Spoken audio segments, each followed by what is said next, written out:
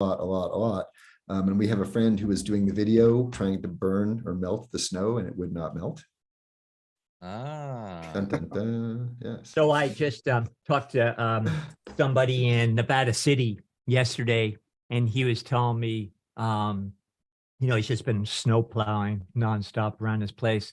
But he's talking to me about the nature of the snow, and he says it's almost like styrofoam. And then when he moves it, there's no wet spot underneath it. Wow. And the stuff just kind of evaporates and disappears, without puddles. And Haven't you seen the local news debunking that? They've had full local weather guys out there on the scene lighting snow, debunking it. So it's hit the mainstream. Conspiracy theorists out there people are actually talking about this. Oh yeah, no, they have. You can just search it on Google. They've got like local news in the Midwest, because there's a lot of talk about this and how that's just a natural phenomenon. Even the charring of the snow and everything, and the melting, how it goes right from ice to vapor. How about all the other toxic shit in it? Yeah. And the fact that everybody gets gastric distress, headaches, and Yeah. Yes. What would Gerald Pollack say? And everything else. What would Gerald Pollack say about snow that doesn't melt? Just out of curiosity. what phase is that? Yeah. Right? The char phase. Well, hey guys, we're live. I'm so happy to have. It's called the FU phase of water. The FU phase. I love it. Welcome to the show. Go on. Guys, do we sound good? Let me just check my mic settings. We're gonna hit record. This is gonna be a fun one. So I think we're good. I'm gonna hit record and do it. I'm gonna get on there and give you your moment of echo. Hang on. Yeah, it wouldn't be a proper alpha cast without the echo. So okay. Might even crank it up a bit today. Here we go. I think we're good, Bear. It wouldn't be a proper alpha cast without the echo. So there we go. There you go. Might even crank. Okay, we're streaming on, I think 5. I got Rumble working. So we are in Rumble right now. YouTube, Odyssey, Unite, Facebook. No Insta crime today. I'm over Instagram. Okay, here we go. We're back on Facebook just because we have a lot of people still on that platform. So, you want to be on there, that's fine. I'm not going to judge you. How many friends do you have, Mike? I bet I have more than you. Well, it is Boomer. It is. I call it Boomer Book now. So that would make sense. Nice. Hey, you're not on Snapchat? Okay, here we go. I'm going to hit record as soon as I find the button. A shiny red button. Here, I'm going to start again. And boom, we're back for another episode of AlphaCast. I'm Mike Winter, and I'm here as always with the good doc, Dr. Bear Paul Lando, coming to you live and direct from not so sunny state of Jefferson here, as we have potential snow again coming. We are in almost to April, and winter is still here in full effect. But I will be skiing and snowboarding this week, Bear, in Bend, Oregon. So we're transmuting the seasons into fun on boards where we can, even though I really need to get my seeds going. But yeah, so you're going to leave me here to hold down the fort, huh? Well, that's why we have the beautiful Shannon, who crushes it in Alfa Vedic customer support. Shout out to Shannon for all the hard work she does, and of course Deb and our small team. He's on the way to Gasky to your place there right now, because our last Azure pickup for wholesale health food, we mistakenly were given someone else's chicken feed, so she's going up to your place to return it to a neighbor. Oh, so you might see her. Oh, that's awesome. I hope she stops by. And I know our whole audience is really wanting to know about these kinds of things. Yeah, I think we should talk about chicken feed today. I would love to, because I had my own experience with it, and definitely weren't laying until I changed some stuff up. So we could talk about that. We got the Bigelsen brothers here today. Very exciting. I need to announce the big event that's coming June 19th, presented by Alfa Vedic, along with The Way Forward and Alex Zek, Bear Lando, Kelly Brogan, Tom Cowan, Andrew Kaufman, Adam and Josh Bigelsen, David Icke. There's a massive list. The Baileys, Don Lester, Dave Parker. It goes on and on and on. We'll be involved with the end of COVID. I said the word. We're not like the event itself has a buzzword that might get us a strike, but you can go to theendofcovid.com and sign up to be alerted when it goes live, to register for free. This is going to be the summit to end all summits. And it's not even really a summit. It's an educational platform to walk you A through Z on understanding how our bodies work, how the function of the terrain, and how essentially all this nonsense needs to stop, so we don't, so humanity doesn't fall for the next psyop. We'll leave it at that. So too late, already have. And excited to have the Bigelsons involved with that, because they are doing very, very important work. Really, as we were talking about yesterday, Bear, they are some of the few in the world that come from the old microscopy world, which we'll be touching about on today. Very, very important stuff. Also, just a couple other things. I will be playing and DJing in Nashville, June 3rd and 4th at the Cause Fest, Rebels for a Cause. And you can go to alphavedic.com/rebels to get more information about that. And it's going to be, Cause stands for Creative Artists Uniting for the Sovereignty of Everybody, or of Everyone. And guess who's going to be there, Bear? Besides Alex Zek, our good friend Alex Zek, Kathy O'Brien is going to be there, which will be fun. This kind of came out of the blue. Alec got me connected to Courtney Turner, who's doing this, and I've never been to Nashville, so I'm very excited. I'll be out there and I'll be DJing that event, and there's some awesome people involved: Jay Dyer, Ryan Christian, Mel K, Dr. Ben Marble, Joseph Arthur, Kathy O'Brien. So anyways, check that out. Always love coming to these kind of events, meeting people in person. Really important to be in real life, meeting people, hugging, continuing that community growth. So look out for that. And then, of course, Music in Sky. It is selling out pretty fast, actually. Very impressed with the ticket sales. Go to musicandsky.com to check that out. Bear Lando being of course, the keynote speaker. Kelly Brogan's been added to the lineup, and we're about to announce the musical lineup very soon, maybe today or tomorrow. Very excited about that. To have Headflux coming, our buddy Steve, who's been on AlphaCast, coming all the way from the UK, and Bear, Don Lester bought her ticket. So Don Lester will be there. So that'll be fun. And hang out with Don. She's gonna try to come up to the farm afterwards. Yes. So I'll put you in contact with Dawn. She really wants to come up and hang out at the farm. And of course, Josh and Adam are familiar with Dawn's work, of course, and David's a very, very important book, What Really Makes You Ill, one of the most important books of the last decade, I would say. Okay. Anything else, Bear, before I do a quick intro here? No, let's do it. Okay. Josh and Adam Bigelsen are back to further share the pioneering work of their father, Harvey Bigelsen MD, and how they are continuing the family legacy through the Bigelsen Method. Our father believed he was a medical detective and firmly believed if you cannot figure out the cause of disease, then you are just guessing at how to create wellness. Based on 40 years of observable patterns discovered through live cell microscopy, the Bigelsen Method is a way to discover the root cause of the body's imbalance while giving hope to a world too long confined within an archaic medical matrix. The root cause is not a germ. It's an imbalance in your terrain. Dr. Bigelsen learned how to interpret images created by the blood in order to understand a person's total health. He found that blood, like water, is a messenger of a person's emotion and consciousness. Imagine that from one drop of blood, you can see into how your body is reacting both physically and emotionally. You are a spiritual, emotional, and physical being, and your health is a balance of these realms. Quote, blockages from surgeries, injuries, birth trauma, emotional trauma, etc. in any one or more of these areas may eventuate in dis-ease.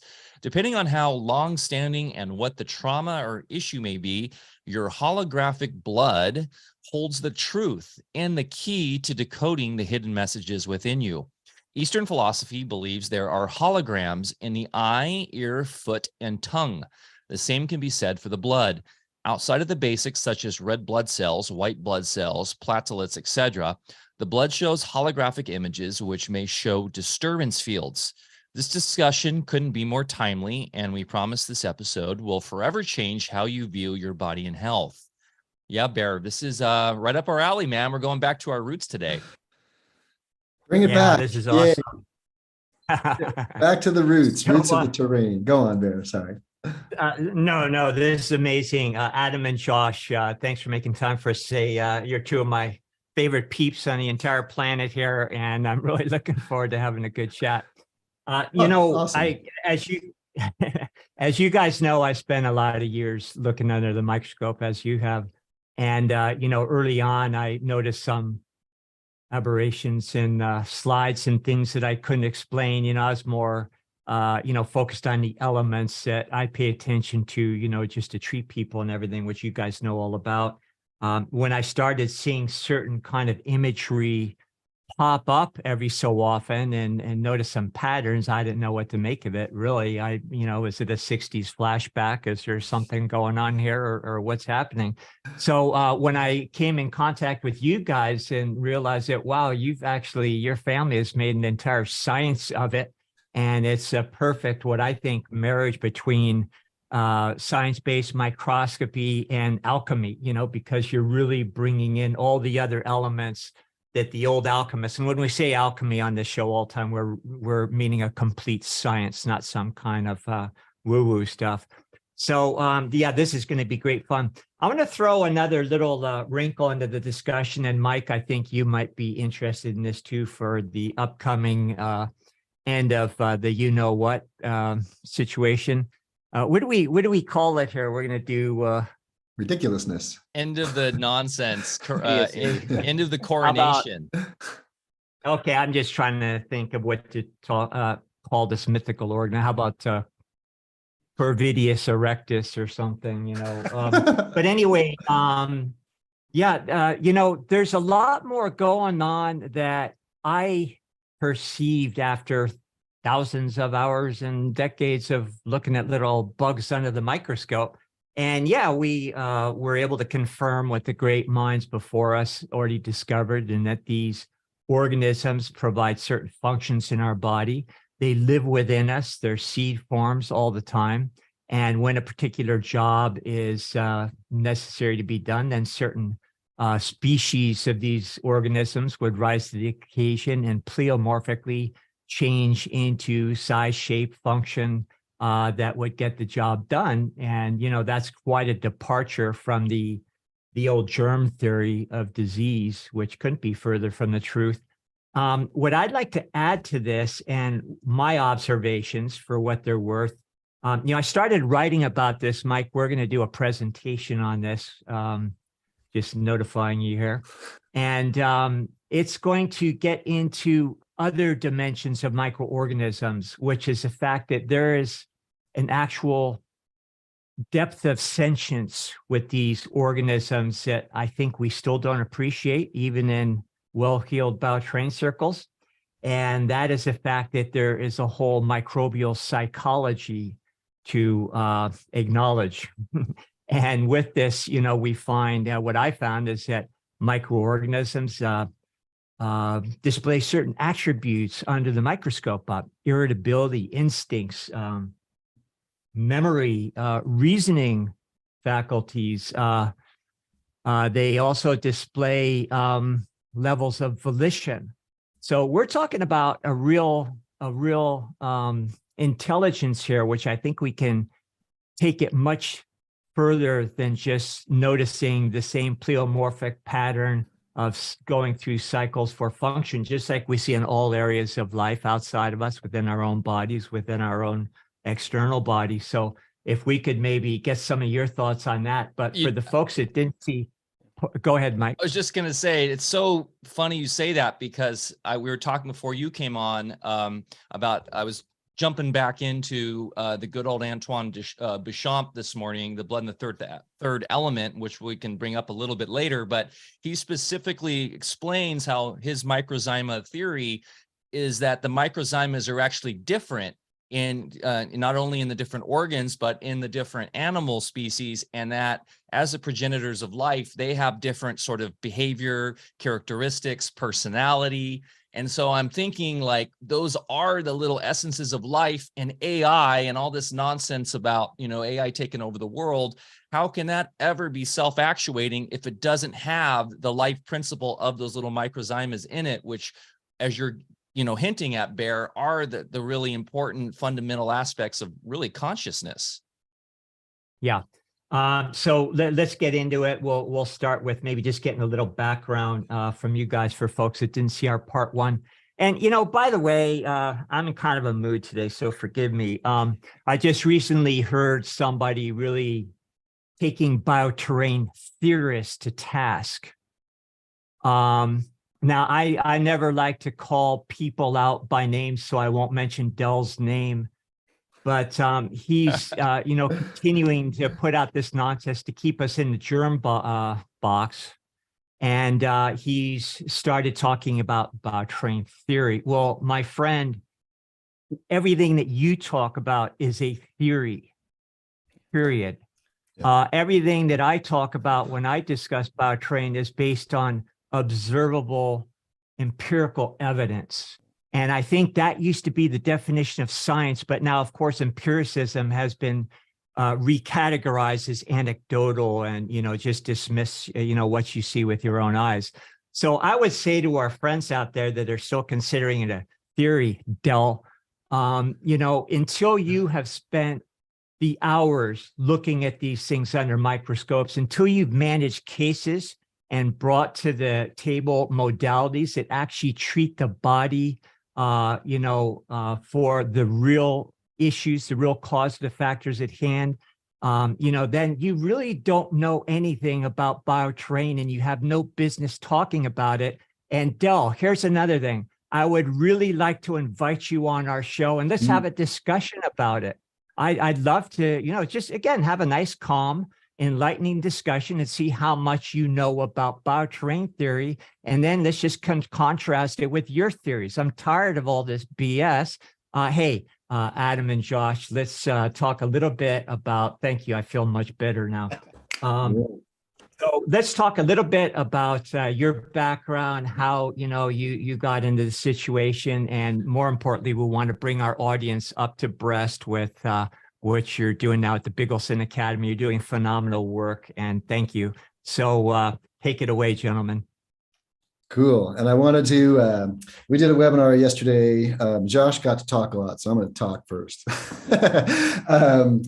And I'll say this real quick, guys. This for us is very simple. This is not a theory. These are the laws of nature. This is, and we want your help. This is the terrain paradigm. All right. There is no question. We had Alan Williams, regenerative agriculturist, on a webinar of ours.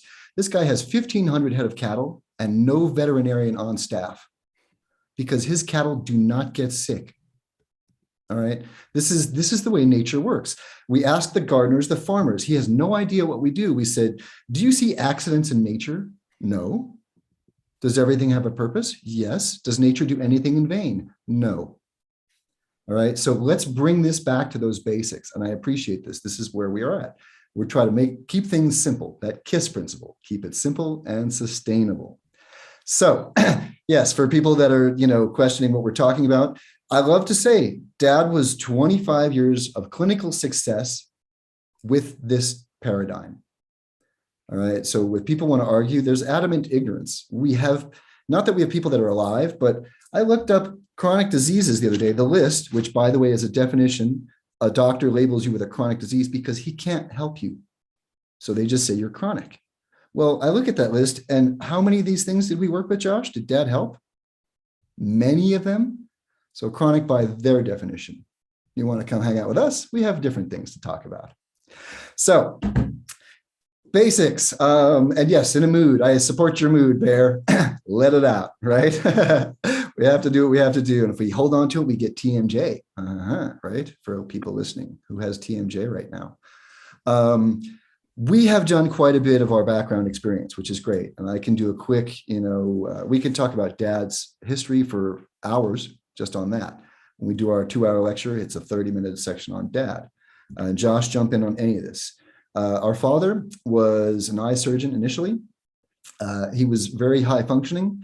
At a young age, he decided he wanted to cure cancer at the age of 8. And grandma said, you can't do that. And he said, why not? That's what doctors do. So he went on in life, and he was a small Jewish guy in inner city New York, with a big chip on his shoulder. He wanted to play football. They wouldn't let him try out for his high school team. When he was a junior, they let him try out, and he became the captain of the football team. So there's a little resonance with Bear and the whole football experience, right? So he did cool things. Well, he really was there to prove something, okay? He went on to medical school after only 3 years of college. He was accepted. In medical school, he asked questions, and they said, read the book. And he said, I think the book is wrong. So he also said the first year they taught him what a normal body was, the second year what an abnormal body, but never taught him how one became the other. They also did something the first days, first weeks, where they wrote homeopathy, acupuncture, chiropractics, things like this on the board, and made fun of it and said, this is all lies, and you know all that you need to know. You will be a god after having gone through this medical school. They did that the first day of medical school. Right. So dad was one of those guys that said, I wonder about that. So he went on to Vietnam. He was drafted. In Vietnam, he was head of mass casualties because he was an eye surgeon, and our eyes came last. So when the helicopters landed, he was the one who decided who could live and who died, who they could help and who they couldn't. So as he did this, he wanted to help everyone. His hospital in a time of war had a 98% survival rate. Awesome. He came back to the United States, and he didn't see that happening in the United States. So he's questioning a lot. He saw lies in Vietnam, so he questions his government. He's questioned his schooling. Once he got out of that whole experience, he became an eye surgeon, rich. He was happy. No, he was actually near suicidal. He was not helping people. He had everything he had ever wanted. We didn't have art on our walls when we were kids. We had artists paint on our walls, right? Dad in the 70s had that big white suit, made him look like Sonny Bono, with the big butterfly collars. And people would actually confuse him for Sonny Bono. Those of you who don't know, he was married to Cher. Some of you may know who she is. But he was very unique. As he went on to medical stuff, Josh, you can tell him about the retrobulbar injection quickly. Let you talk. Oh, yeah. Person came to him with an issue, and he suggested surgery because that's all he was ever taught in medical school. And they said, no, I'm going to see what else I can do out there. And they found some alternative witch doctor out there who did a retrobulbar injection, pushed the eyeball to the side, injected something, some voodoo into the back of the eye, and fixed the case. So dad went to learn this technique and was excited a few months later when somebody came with the same issue. So he did that treatment, pushed the eyeball to the side, injected it back in there, and fixed the case. So the person was so thrilled. They had 6 different doctors they had seen that couldn't help them. So they went to all 6 of those doctors and told them what my dad did. And every one of those doctors reported my father to the medical board. So this is the first time he would get in trouble for helping somebody, but certainly not the last time. And interesting to see people that you would think would be concerned about someone's health and well-being were more concerned with ego that dad had did something they couldn't do, and they weren't happy about that. So he gets in trouble for that. Life goes on. At one point, mom goes to see a psychic, and dad's not into that whole experience, but happy wife, happy life. This psychic we found out was psychic to 4 presidents. When he met our father, met our mother, he said, I need to meet your husband. We need to speak. And he introduced dad to the work of Edgar Cayce. And dad was intrigued as a scientist. He's a numbers guy, right brain, left brain. I can never remember which is which. He's left brain. He's very left brain. Thank you. So he goes to see the psychic, whatever. And the psychic, introduces him to Edgar Cayce's work. Dad says, this is interesting. Edgar Cayce helped a lot of people. Weird. And dad studied Edgar Cayce's medical readings.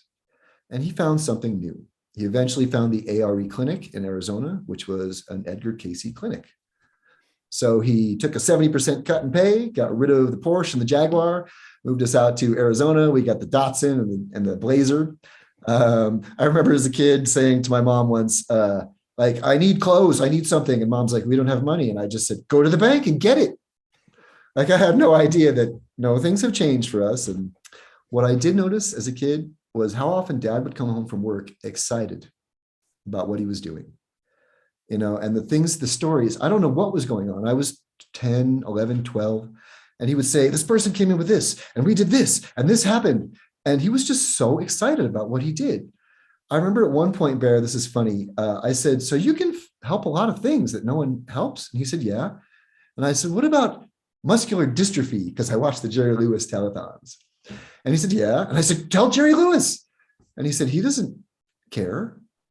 He has something going on. And at a young age, he explained to me, polio vaccine got rid of the March of Dimes, and a lot of people lost their jobs, and things like that. So at a young age, we grew up in a very different world. It seemed to be. We were not aware of that until these last few years when the ridiculousness occurred.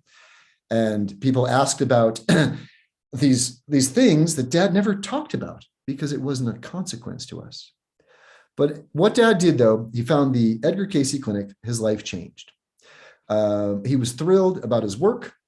As time went on, he became very political. Arizona was the first state that had a law that separated the AMA from the HMA, the American Homeopathic Medical Association. And Dad co-authored that law with Bruce Babbitt. So our father wrote the law that created the first homeopathic medical association in the United States and gave out the first homeopathic medical licenses. And what he did was he made sure that homeopaths had anatomy background. At that point in time in the 80s, it was like the Wild West. Everyone can call themselves a homeopath. So he did a lot to legitimize alternative medicine. He, as time went on, became attacked. He got attacked for his work repeatedly. He was brought up on charges of what, Josh? Of curing somebody illegally, and documented in their minutes and said, we don't care that you cured the patient. We care that you didn't do it our way scientifically. Charges of illegible handwriting. He said that one of the few things he learned in medical school was how to do a lousy signature. They actually taught him that. So your signatures could not be tracked. Right. Yeah. And it was interesting. He brought up on charges of illegible handwriting. This is important, people. This is one of those little seeds. Okay. Ridiculousness has happened. Will I listen to anything they have to say? No. Documentation that they do not care that the person got better. That's important. Medical Conspiracy in America is Dad's book that we have out there. You can get the PDF for free, usually somewhere. So I don't listen to them. I do not believe they're out there for our benefit. All right. So meanwhile, Dad is doing interesting things. Yay. He's learning natural ways. I get sick. I get mononucleosis. I'm supposed to go to college. I'm showing minor signs of hepatitis. Not good. Dad, well, actually, this is funny. Before this, Dad went on a trip around the world with Burton Goldberg and several other people to explore alternative therapies. There's things going on outside the United States that we need to know about. So Dad ends up in Canada with Gaston Naissance, looking in the somatoscope. Dad is seeing things live for the first time. He's getting chills. He's so excited. This doesn't happen in Western medicine. They don't look at live blood. So he leaves there and he doesn't know what to do. He has to get a microscope. Well, I get sick. And everything happens for its reason. He finds a German doctor who is known as the Great Spirit on an Indian reservation.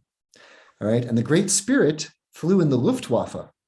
He flew in Hitler's Air Force. All right. Chills. And the natives called him the Great Spirit. This is very interesting. So the Great Spirit comes in, ex-Nazi, to work with my father, the Jewish doctor from Brooklyn. And I can't breathe. I'm like, just cut my throat open, my mouth, my tonsils are so swollen, it's ridiculous. And I remember him taking this huge syringe, a horse needle, putting remedies in it, taking some of my blood, mixing it with my blood. I have to hold it in my hand and think happy thoughts while he shoots it with a laser. Then he says, say, needle this big, Jewish doctor, ex-Nazi, weird. It's like all these weird movies come to mind, injects my tonsils, injects the rest into my butt. Tells my dad he'll be fine, he can go to school. The next day, my white cell count is down, like miraculously. The coloring in my tonsils and my mouth and swelling is down. I can breathe. 4 days later, I go away to college. Dad says, come work in my office, to German guy. Dr. Friedrich Ploeg then works with Dad with the microscope. So Dad's thrilled. Now there's one in his office. Dr. Ploeg doesn't teach Dad very much, but Dad studies Dr. Ploeg's cases. The Berlin Wall comes down. Dr. Ploeg leaves to find his family. Dad's lost. Coincidences we don't believe in. Silke Friedrich, another German doctor, walks in the office unannounced, 4 foot tall, red hair, cape, high heels, diamond encrusted cigarette holder, and says, I am here. Okay, she does the microscope work as well. Dad watches her for a year doing this and does not believe what he's seeing. He's very skeptical, but he's not the jerk skeptic. He wants to see for himself. Dad on one side, patient in the middle, Silke on the other side, Dad looking in the microscope, guessing, Silke shaking her head, no, no, no, yes, yes, coaching him. At one point, she looks in the microscope, or she says to the client, when did you break your arm? He says, I didn't tell you I broke my arm. How do you know that? Dad says, excuse us, I need to speak with the doctor. He says, how the hell do you know that? She points in the microscope. There's an image of a broken arm. Dad doesn't believe this. Takes him a year to believe this. And she's doing this repeatedly. Okay. With Plogue, we had famous people coming in. The cast of Dynasty in Dallas were in the office and things like that. So with all of this, Dad found something different. He got the microscope. He started to learn. We hired detectives. We don't know where these people learned this information from. Germany, Holocaust time, potentially experimenting on our relatives. All is well. Dad gets attacked. Clinics are shut down. Clinics are opened in different places. In the end, the final clinic was shut down. How many years ago, Josh? 5 years ago? 6 years ago? Got about 9 years ago now. Yeah. So, and this is all stuff, but we talked a little bit about it last time. And in a lot of our webinars, our lectures, we'll talk about this too. So a dad's history is very important to us, but we've already talked about it on the show before. It's just important to know some of the background. So let's move on. Yeah, cool. Yeah, it's good background though, because we do have people in our audience that may not have seen that, and just your dad's history, your history growing up, I think is real germane to just set the stage for our whole conversation. So please continue. And it's we could do this. We have to do a documentary, which is funny at some point. That'd be amazing. And it's important. Dad walked the walk and talked the talk. And for people listening too, I saw Dad as a Western doctor, and then I saw him go to this other side. Josh and our sister Lila, more or less grew up in the terrain paradigm. So we speak a language that seems foreign to people. We have lived this life through our father. He had 40 years of experience, 25 years successfully clinically working with people. So that story is important. And yes, it is a mouthful and a long story, and there's more details to it, but it brings us to where we're at now. Josh worked with Dad side by side for 15 years, didn't go to medical school and even college, which is one reason he was able to learn this, because he did not have to unlearn his schooling. I think it was Kaufman or Cowan asked us, when did we first get introduced into the terrain paradigm? It's like, well, we never knew any different. Yeah. It wasn't until the clinic got shut down in 2014 where I moved somewhere else and worked with the alternative community, where I saw that I had been trained very differently. And, I went to an area where I thought the people would get it. And what I saw was a bunch of green allopaths. So it was a harsh realization for me. And that was, in my early 40s, where I finally learned that not every doctor is helping people, and they're not helping people because they really don't understand how the body works. And back to your point on the microbiology, because we could talk about this forever. And I'm learning more and more about putting the puzzle pieces together from some of the farmers I've been working with. I went to a regenerative agricultural workshop last week in Chico. They talked this, about 99% of what they say is exactly what we say. Right? The microbiology is necessary for life. There's always nutrients in the soil. If you don't have microbiology to process it, you can't do anything. We need microbiology for rain to happen, and they talked about how rain comes from below comes from the soil. The body creates specific bacteria. It creates specific life based on what it needs. And there's this inherent intelligence that's it's brilliant. So I've come to the conclusion where I'm not sure if we've evolved or devolved from germs, because they seem a lot smarter than we do. That's funny. Yeah. Whatever type of life is there in nature is because nature designated that's what it needed. Well, and this is a big. As soon as man interrupted that chain, now we're starting to have issues. So we really need to understand how nature works, how nature evolves, the integration of animals into it. The fact that the microbiology is not there to attack you, it's doing a very specific thing. And why is it doing that? It's based on your own terrain. So you're dictating in a lot of ways what's going on with that microbiology. It's just brilliant. Yeah, well, and we're excited. We'll try not to jump on each other's toes right at this point, because we've learned a lot recently. What we've done has been great, and we a lot of times come on and teach, but recently we've had people on and we're learning and we're connecting dots and we're excited. So as Josh did this conference, we brought Alan Williams on. He had no idea who we are and what we do. Josh has gone to the conference. He went again and brought some of our students. So the gatherings are happening. This is the most important thing, is us really coming together physically, okay? Sharing this biofield. It's a big deal. So Josh goes though, and the simplicity of the seeds, what we have in our body, we have all the ingredients we need. Josh, what were you saying about the seeds that were dormant? The seeds are always there. There's a great project, if you go online, called the Las Damas Project, LASDAMAS. And it's a Mexican farmer in the Chihuahuan Desert, one of the hottest, driest parts of the world. He regenerated 35,000 acres without planting one seed. And the whole native fauna came back, because inherently those seeds are there waiting for the right microbiology. All he did was incorporate livestock into it. Yeah. He didn't put fertilizer where it was needed. He let the cows, the livestock, put the fertilizer where it was needed. They actually yep. Go ahead. Barry, yeah. Sorry to interrupt. Just a quick comment. Yeah, there's ample experiments that have been done and verified that people will go and get different soil samples from the Earth's strata and add water.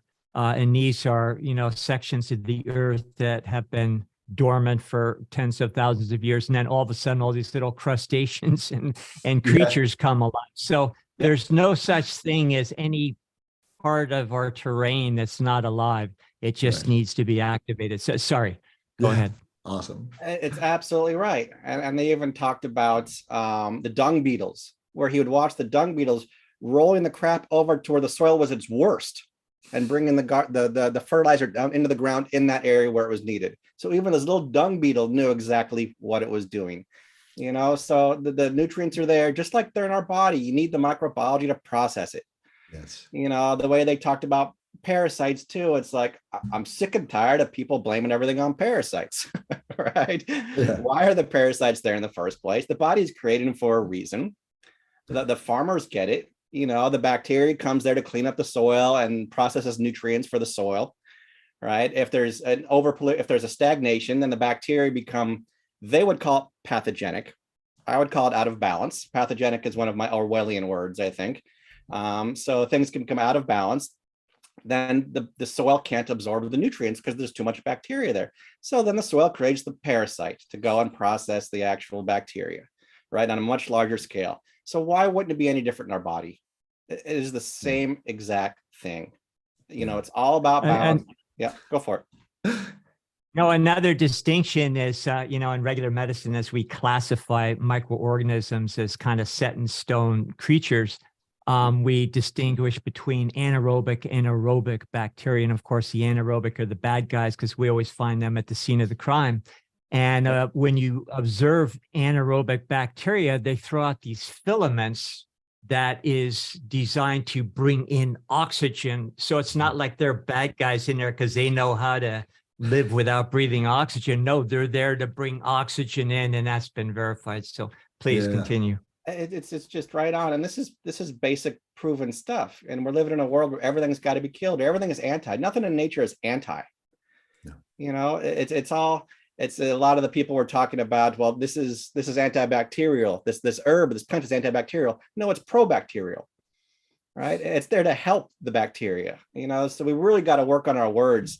And we've talked about it in the past, where Emoto and Gerald Pollack have really proved in a lot of ways. Water has memory and emotions. Your words mean something. So I believe certainly with the alternative practitioner, by them calling their herbs or their oils antibacterial, antifungal, anti-parasitic, they're weakening the energy of that herb before they even put it in the body. Yeah. So we really need to start understanding more about how the microbiology works. Just like you said, anaerobic, aerobic, it's all there to do a job, and it's all there to help you. Sorry, I get passionate about that. He's going. Well, and it's nice, it's still for us, Bear and Mike, we want to make things simple.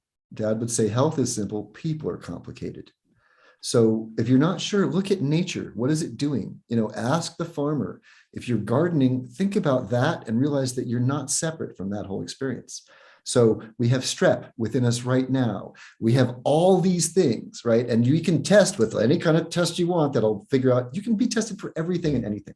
Why do we not have strep throat? Because of what's going on in the terrain, physically, energetically, emotionally, spiritually, what's going on all around us. So this is really fun, Bear. We really have enjoyed making these simple, basic, back to basic connections, and it's funny because as we do this, and I hear some of this with you too, it's taking back some of this language. All right. Marcelina Cravat from the Terrain movie, she was saying, we need to change, the V word. It's like, no. We need to explain what's going on. It's ours. It's everybody's. We can't, this is about this all working together in some way, shape, or form. Good, bad, and ugly. It's part of the terrain. And I am grateful for this whole ridiculousness because it's really made people conscious of their health in a huge way. And the people that are that get it, they get it. The people that don't, okay. The ones that aren't sure, they're coming over to where there's places that make sense. So we're good at this point. Well, let's do this because we can just get on a roll and keep on blabbing. So we want to know what you guys want to talk about. I'll finish up with this, that one of the best quotes I've heard recently was from a farmer. And he said, regenerative is not prescriptive, it's adaptive. Yeah. And it was such an important quote there. It goes back to Lamarck and everything that we teach. You're not going to fix things with a protocol. You're not going to fix things with a prescription, whether it's a vitamin or whether it's a pharmaceutical. So, but we could roll for hours, guys. So let us know what you guys would like to talk about here. I got things to talk about. Go on. Yeah, well, I think this is a fantastic start. And as you guys know, I'm a full-time farmer these days, and it was just a natural extension of medicine because it really is the same exact principles. And in both biotrained medicine and natural farming, things either work or they don't. And that brings me back to, what I always talk about with a lot of these theorists out there that are trying to figure things out is all you have to do is roll up your sleeves like any tradesperson and see what works. It's that simple. And either people get better or they don't. Things grow or they don't. Now, maybe that's just anecdotal, but in my experience, when it happens hundreds and hundreds of times over and over and over and over again over years, and then I, pick the brains of my colleagues that are doing similar things, they say, yeah, that's my experience too. Well, you can't just discount that. And then, of course, when you contrast with what's going on in the conventional system where people keep getting sicker and stupider, then there just might be something there. Yeah, definitely. Well, and there's a couple things, there's a couple. Would say the only way to validate what he did was that people got better. Right. Yeah. We've had marketers say, well, that doesn't mean anything. Yeah, just because people are alive. And let me ask you, any of the clients that your dad treated successfully, did any of them complain after they got better? Did they care how they got better? No, they were just better. And they're appreciative. And also they walk away with an expanded consciousness from the experience of, oh, yes, I didn't die like the other guy told me I was going to in 2 weeks. And in fact, I feel better than before I got the diagnosis. That's all they need to know. Yes, totally. Well, we've got a new one. Like my girlfriend Anna and I are doing. Anna Maria Oliva is awesome, scientist. She's a PhD in biomedicine and an engineer. She's lectured with Bruce Lipton and Joe Dispenza and these things. She's a superhero in the Spanish world. We're doing a lecture, and the idea is, why do we get sick? Getting sick, and this is funny because you said this a moment ago. Every time you got sick, everyone listening, every single time something happened, you got better. It's not like you got sick and died once, right? Okay. So what is the deal? Why is this a bad thing? When I get sick, my body is telling me to stop and relax. It's trying to communicate with me. So I have symptoms. I don't like to throw up. I don't like to sweat. I don't like to have pain. However, that's part of what goes on to get us back to where we need to be. I hurt my thumb. My thumb hurts. When there's pain and it's itching, it's recovering.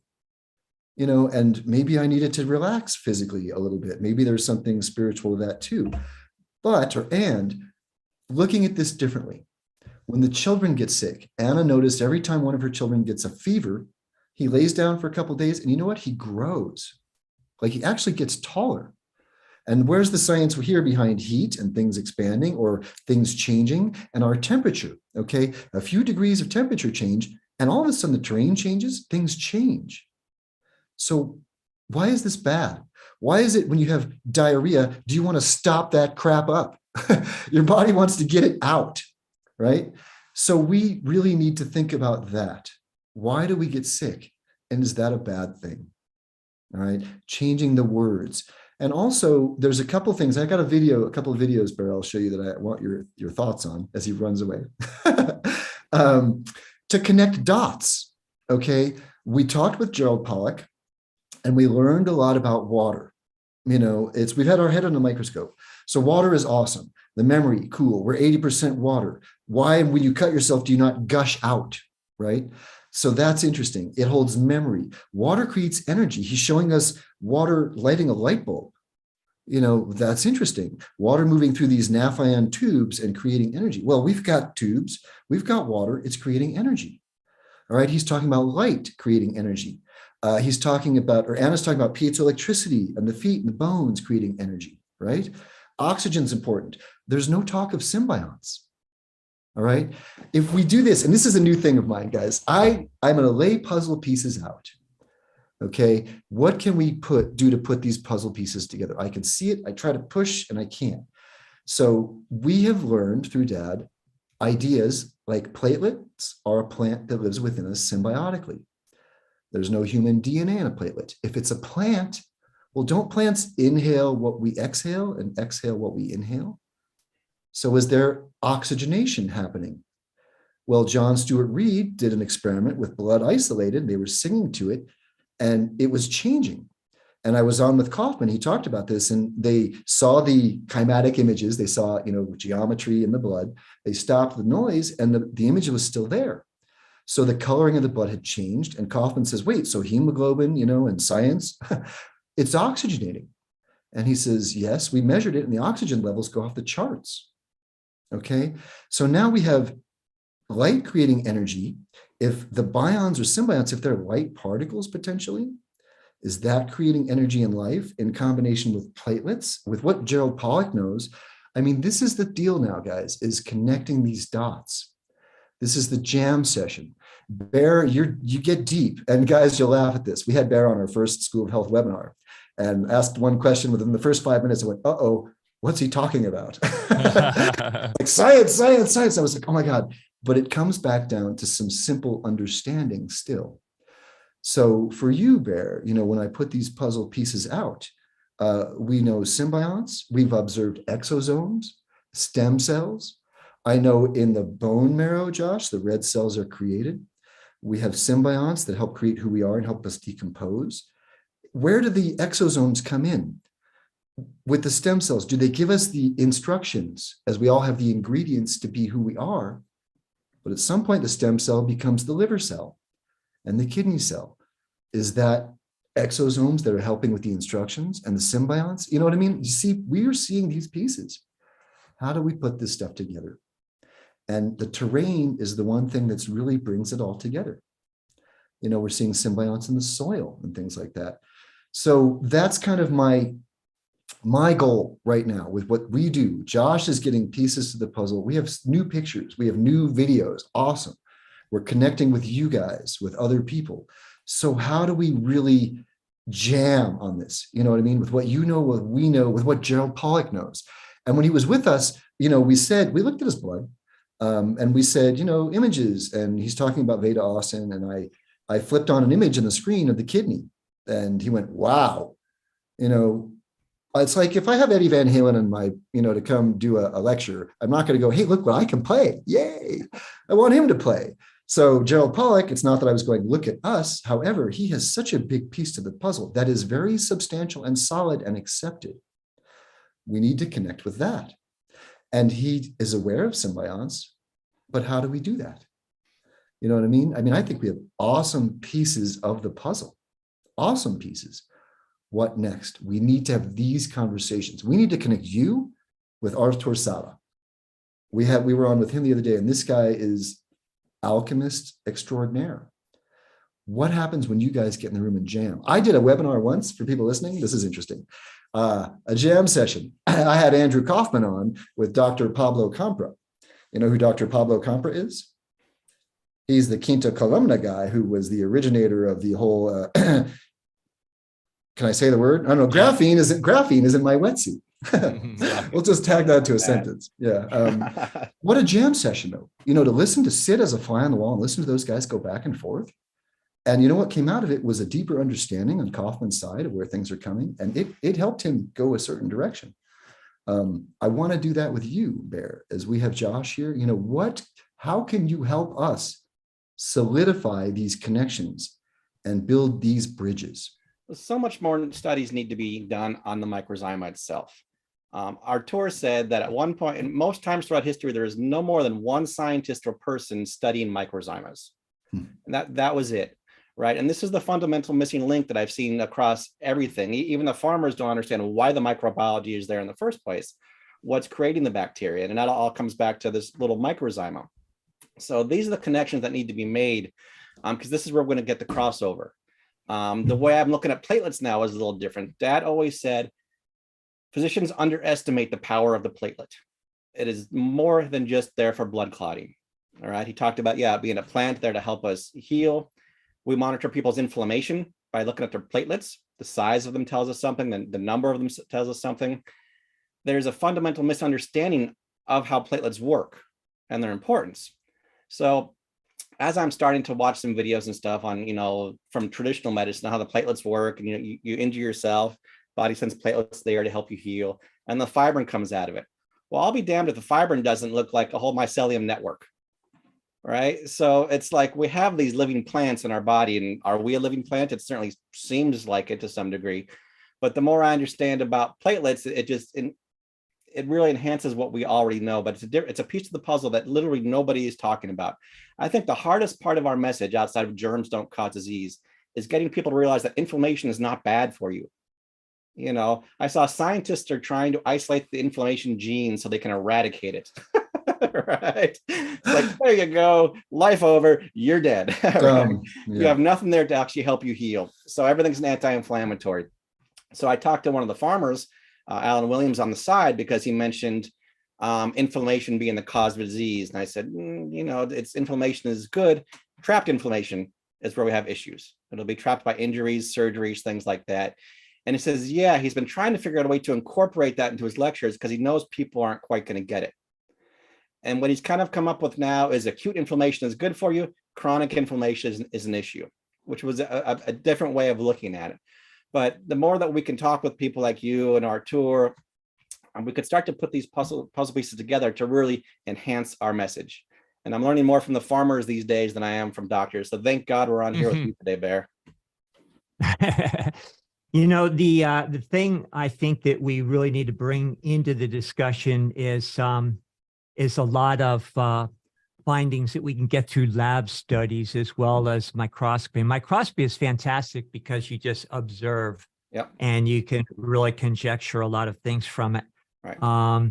But if you're doing the right kind of labs that extrapolate molecular biology to electricity, which is why I made the big jump into all the waveform mechanics and all that stuff, because you guys are talking about points of light and all these things. Maybe those are what the seeds of these organisms really are. Well, in my opinion, if you don't understand waveform physics, which actually explains how matter is precipitated, including all living organisms, including microorganisms, then we're really only going to get so far. That's why I always default back to, the different kind of studies and try to triangulate and get different findings. And more often than not, they all point in the same direction. Could you maybe talk a little bit about, since you brought up platelets, because I think this is a huge thing myself, I always have, maybe the connection with them and one of these little actors in our body called mucorracemiosis. When I do studies on people's blood, I would do a lot of challenging. That's just what I like to do. And so I'd prepare a lot of blood slides taken, out of the body at the same exact time, and then challenge them with different developers. Some of these developers would be isopathics. Some of them I hit with a laser that has like the waveform of cell salts or things like that. It's just we just challenge them in all sorts of different ways. We challenge the body that the blood just came out of, do things to the body, watch, the changes. I know, we talked about all this before, but now mucorracimosis, when I would put a developer of mucor preparation on a slide, then it would immediately develop and see if I was dealing with a mucor terrain. And in that case, you just see all this fibrin pop out and everything. It just looked like a bunch of cobwebs. And usually those were with people that were, having issues related to microcirculation and so forth. So what do you guys, maybe, is a mucor working in conjunction with platelets? Are they making the platelets? What do you guys think? What did Dad say? Yeah, it all has to be working together. I mean, I absolutely. just put some in my eyes. Sorry. Go on. For those of you who don't know, it's one of the greatest remedies there is, and it's an innate germ that we've got in our body at all times. So it's literally, I've watched Dad pull people out of heart attacks and strokes with that. So it's got to do with opening up the capillary circulation all the time. Yeah. And instead of taking baby aspirin, maybe take a couple drops of mucor every day, right? Yeah. Sorry, go ahead. You think I know, preaching to the choir there. It's one of those things, no matter where I go, it's in the car. Everybody I meet here, keep this on you. It's just a wonderful remedy. But yeah, it's opening up the capillary circulation. So if your circulation or your vessels are off, then they're going to blame it on platelet coagulation and things like that. So inherently, if there's a weakness, the body's going to send those platelets there, and then the fibrin will come out to start to patch up those areas. Or you could just take the mucocele to smooth out those vessels to begin with, and that's going to keep things moving really smoothly through there. There has to be a connection with it. I can look at the way the blood decomposes, and that tells you whether you're going towards, whether you need a mucorracimosis or whether you need something on the opposite end there. So it's an easy way to see it. But yeah, absolutely. If you've got a high fibrin, which is basically the blood is breaking down, the body's breaking down, your circulation is probably going to suck, and you're going to be low oxygen. So you're going to need more mucor to develop at that point in time, which is where we'd introduce the mucor, and hopefully that gives the system a bit of a jump start. Because even with the nudge. Can you guys give a little definition of mucorracimosis for those in the community or in the listening that have no idea what this is? You got a dictionary? No. Yeah, it's one of our isopathic remedies, which Bear is really familiar. He might be able to better explain the science behind it, but basically it's the waste product of the actual mucorracimosis germ. So just like they say that mucorracimosis is like a weedy mold, from what I remember. They call it a mold. Well, it's a fungus. It's a fungus. They would call it a mold because it's a bad thing, but no, as we know in nature, a fungus is there to do a very specific job. So yeah, the isopathics, you can either get the waste products of bacteria or the waste products of a fungus, and he would usually use one of each, at least on each person. So the bacterial is more of an acute condition, and the fungal is more of a chronic condition. So it's very simplistic. Mucorracimosis is one of those things that opens up your capillary circulation. On the opposite side of things, you can use notochel, which is the waste product of penicillin, and that dries up your capillary circulation. So it's the exact opposite end of the spectrum.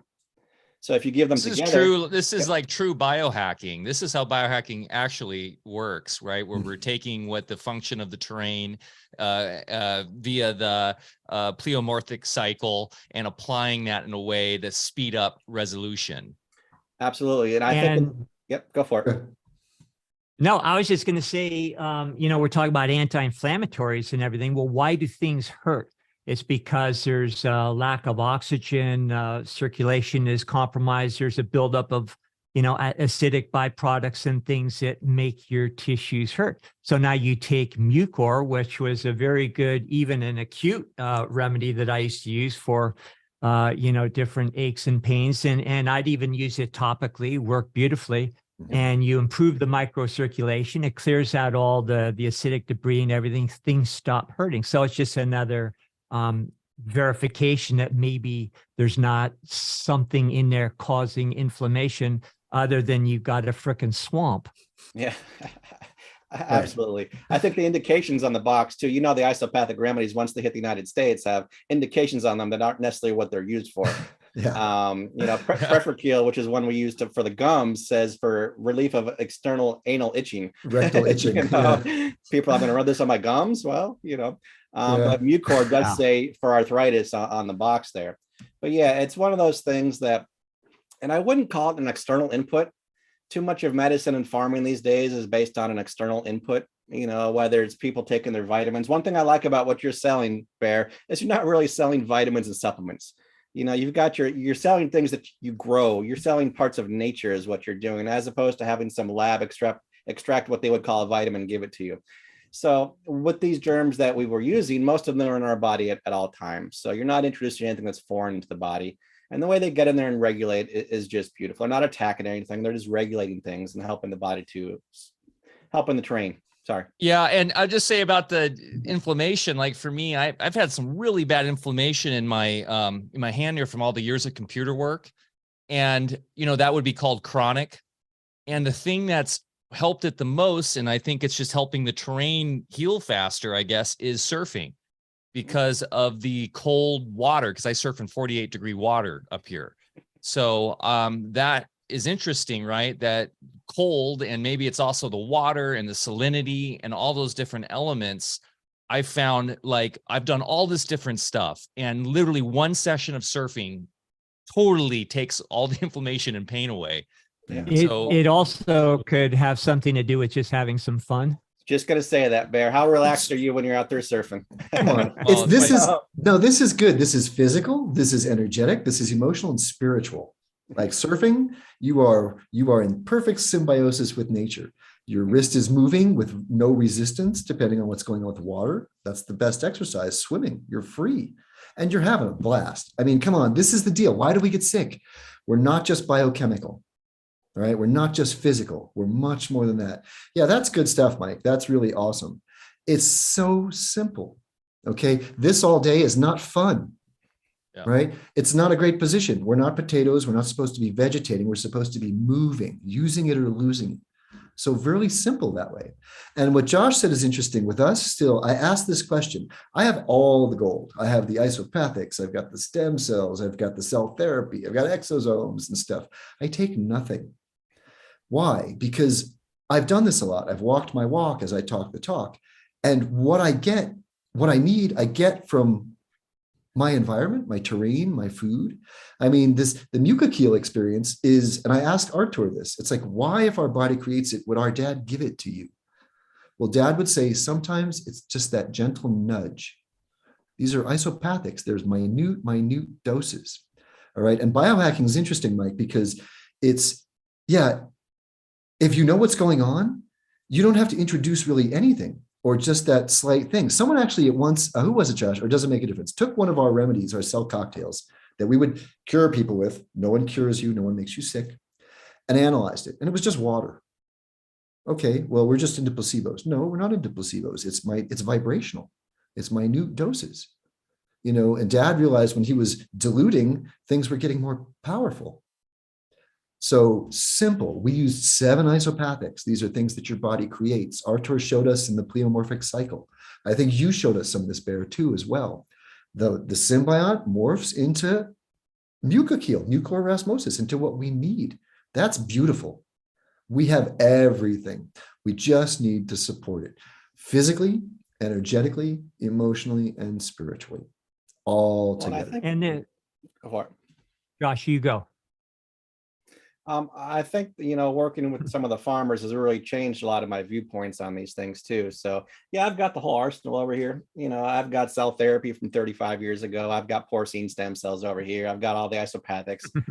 I'll take them on occasion, but the focus has been more about how am I getting those things from my food and from my, how am I feeding my emotions so it's not a detriment to me, and the farmers are kind of reinforcing the fact that, I've kind of been anti-supplement for years, but I never really knew why. And I always thought, well, if it's a Band-Aid, it's okay.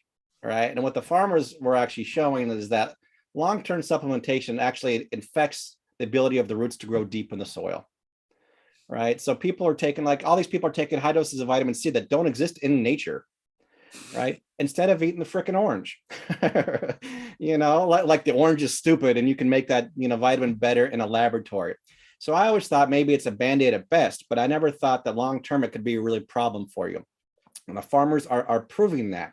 If they're supplementing the soil from above, then the plants don't have to develop those mycorrhizal connections below, right? They're becoming very shallow rooted. So what the hell's going on in our body if we're doing the same thing? They almost said the same thing about compost. People were arguing with them, you know, because compost is such a big deal. And it was interesting. They said compost is not regenerative, right? You're still, and it's external input. And you're taking things that you cultivated out of the terrain and putting it into a different terrain. So you're taking a different type of microbiology and putting it into a terrain that's looking for a different microbiology. So, you know, they weren't really talking shit about it, but they said basically it's kind of missing the point. No pun intended. Yeah. Well, that's why in permaculture, we're big fans of like chop and drop and heavy mulching, using carbon as is, and using the systems and their own true regeneration with the microorganisms that exist there naturally, worms and worm farms and all worm towers, right, built in, just fostering what's already there.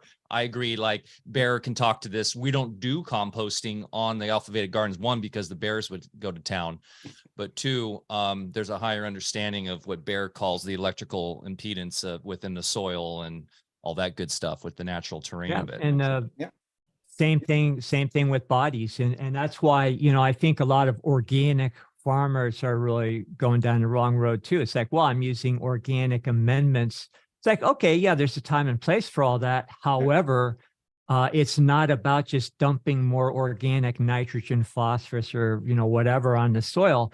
It's about understanding electrical vectors. And in ionization analysis, you can do very precise measurements and then use just a ridiculously low amount of amendments that are not intended to add nutrition or anything, but they are intended to create a shift in the line of resistance. So now you're doing it to create a compatibility between the soil and the rootlets as far as micronage.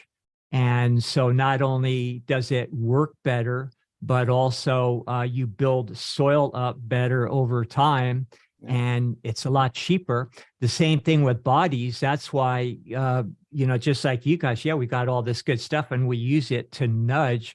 On the other hand, if you don't have a way to measure the line of resistance in the body or the soil and then operate from that understanding, which is creating coherence from the progenitor forces of creation in the first place so that they settle down. And, you know, Adam, you're talking about homeopathic attenuations. The reason why dilution works, again, if you default back to alchemy and you understand the different energy matter continuum strata of, you know, that of the ethers, so-called, and the more dilute and the more you get rid of the physical particulates and go right to the energetic qualities, then you don't have that drag and you can just start at those higher levels, create the coherence. And then on the ground, if the person's so out to lunch that they don't have anything, you know, then you supply some nutrition and some basics temporarily until you get the electricity right. But it has nothing to do with just throwing in, you know, 16 grams of vitamin C a day. I got that one a long time ago. So people get offended when you talk about their supplements, though. You know? Oh, yeah. But like you said, the way you use your things, it's creating an adaptive environment, not a prescriptive environment. Right. It's all there. It's just a question of that coherence. And it's funny because coherence is like this wooey new word. Well, you guys know what incoherent means, right? Like the whole world knows incoherent. So you're incoherent, you don't get it. That's not connected. Well, so coherence, that's the simple concept, you know, of all this stuff somehow working together symbiotically. And that's the bottom line: is parasites attaches to a host adapts. We have a symbiotic relationship. Nature, we need the parasites. This is all part of it. So I think this is cool. I think, what should people be doing? We have some food growing, and it's funny because Anna is growing lettuce, and I love lettuce. Yeah, I love salad. It's a new thing for me, as much as I love meat. So the lettuce is getting weird. What's going on? The ants came in and they ate stuff, and it's, you know, the lettuce is bolting and it doesn't taste good. And I started harassing her like, man, you're doing it wrong. And she says, I'm not doing anything. I threw some seeds out. And I thought, oh, That's different. That's interesting. So now we can observe and see what happens. So I encourage people, you guys are doing it. Everyone should be doing something along these lines. How do we make these connections back to our roots? Well, put your hands in the damn soil. Okay. And this is an interesting one too. Here's a couple new things that went on with us. And I'm going to tell Crystal's story, Josh, which is interesting because Anna's student had the same story recently. A student of ours in Australia, Crystal, awesome. 10-year-old daughter, is she 10, Josh? 10, 12. Yep, jumps in the pool backwards, hits her head face on the wall of the pool, whatever, knocks her 2 front teeth out. Okay. She's texting or she's emailing. Oh my God, crisis. We're not crisis people, call 911. Well, dad was a crisis guy. We're about health and wellness. What do? Josh says, oh my God, what do we do? Let's think about this. Well, she is a farmer. She has animals. She's worked with the land. The dentist wants to do antibiotics to kill everything so there's no infection, and then they'll put in fake teeth and bolt them in there until everything just solidifies. Well, first she put the teeth back in herself. Well, she didn't. Did she do that initially? Yeah. Yeah, she put the teeth in herself and she packed it with comfrey, basically. Well, she thought. Yeah, she used her mind she said the goats, like she had a teeth problem, dental problem with the goats. And she did little tea bags, Josh, with comfrey and cabbage. To do what? To support this growth of the bacteria. And yeah, she put the teeth back in. Were the roots there? Yeah, the roots were there. Her friends actually swam down in the pool and got the teeth out of the pool. And how basic is this? She put the roots back in the soil. Okay, well, you can't do that. The dentist says you can't do that. They're going to die. Well, she did it. And she told the dentist, put the little wires, hold the teeth there, and just do it. Well, as a few weeks go on, no, her teeth are not dying. It seems as though the roots are starting to reroot. And I said, it was funny, Anna said, oh my God, call her, text her, say, tell her daughter, do not ever tell her daughter that you can't do that. Like her daughter never heard, you can't do that. So it's happening. Now, I'm so excited. This is so common sense. You put the roots back in the soil and they grow. Dentist says, no, not going to happen. Let's kill everything in the soil. Well, story was recently, something's going on. The dentist says the roots are not, that they're dying. We'll find out and we'll keep you posted. However, Anna mentioned the story and one of her students said, oh my God, we did the same thing. The kid's tooth got knocked out. We jammed it right back in there because the root was there and it's fine years later. So what do we think we know? It's interesting because when we had Steve Davidson on, and if you got a chance, Barry, he's the greatest osteopath in the world, who's probably from the same planet as you and my father, just does things differently. And we kept talking about, sometimes we get a nutritional medicine and they haven't cured anything. He says, well, that's their truth, right? This is their truth. That's all they know. So this dentist told her, well, they're going to die, right? And here's antibiotics. Well, that's their truth. And they're going to guarantee you that's the truth if you take that route, right? You need the microbiology there to help those roots heal. So what do you want to do? You want to take antibiotics and try to kill that microbiology. You're guaranteeing that those teeth probably aren't going to be able to adapt. And then you're causing other pleomorphic issues down the road as we go down the road of homotoxicology. And whatever that bacteria was there in the first place, the antibiotic can't kill it. It just morphs into something else that's a little more deeper down. So it's their truth. And if she would have went that path, it would have guaranteed that those teeth are dying. We do have to check back into her, but at least with her train of thought, it was giving the body a chance to heal those areas. Right. Well, and here's a call out. What do we call this? A call to action of sorts. We're learning. All right. We need someone to learn a little more about the eyes. Okay. Josh had an issue the other day with something with the eye, and well, there's the fear, and whatever goes on, the doctor says, this is the deal. You're going to have it forever. And Josh is like, well, I don't accept that truth. Yeah. So, unfortunately, Dad was an eye surgeon. He's not here with us. So I'm talking to the audience and to you, Bear. We need to find some people that are aligned. We found the body workers. We get some dentists' eyes, and Steve Davidson did he's doing osteopathic prescriptions where he's changing people's eyesight because a lot of fascinating. Did we talk about this last time, Bear? A little bit. Go ahead, though. Okay. Yeah, he was doing osteopathic eye prescriptions. As you said, there's many different lenses in the eye, and they're giving you a prescription based on a certain lens. So by giving you glasses based on that prescription, it's guaranteeing you that your eyes are going to get weaker over time, but it's also starting to warp your sphenoid bone, right? Which is something I hadn't heard. Oh yeah, absolutely, absolutely. Well, first off, corrective lenses, it's like wearing a cast on your leg for 6 months. How do you feel when you take the damn thing off? But the next part is more interesting. Go ahead. So what he was doing, and I'm still a work in progress. I wore the glasses because Adam tells me I look more official when we do these webinars. But when I went in to see him, you know, I was reading something. There was a letter on the wall from a doctor who had been to see Steve for the osteopathic prescription. The guy was kind of a non-believer, and he said he gave him this prescription, you know, that he filled. And the first month he had it, it was really weird to adjust, and he wasn't sure what was going on with his eyesight.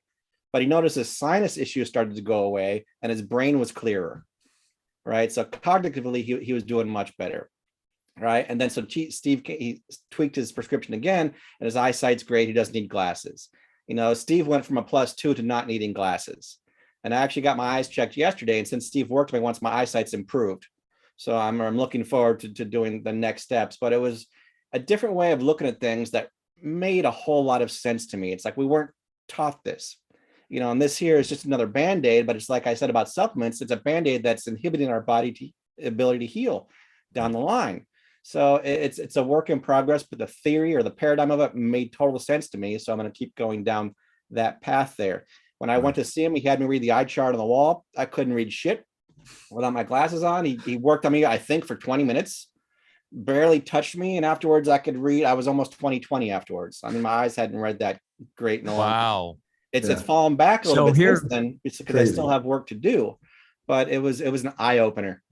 I'm literally reading Take Off Your Glasses and See. I'm literally rereading Bear, Take Off Your Glasses and See right now.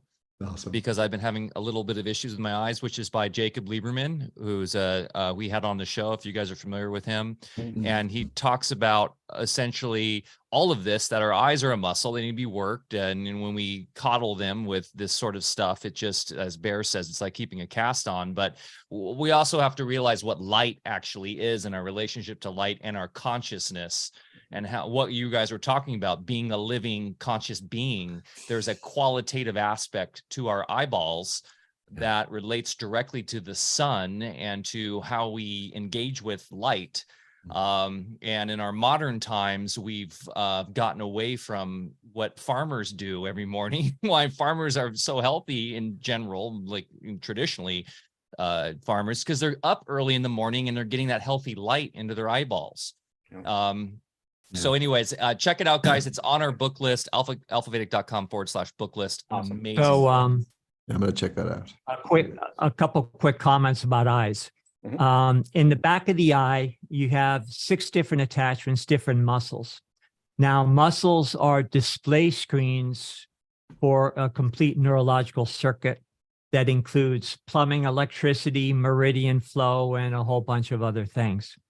Now, if, say, one of those muscles is shares the networks of a liver, for instance, and there's a problem in the liver, then what's going to happen is the body's going to shunt all its resources and neurological, juice into that organ that keeps you alive, and it's going to shut some muscles off. In this case, it might even be that eye muscle.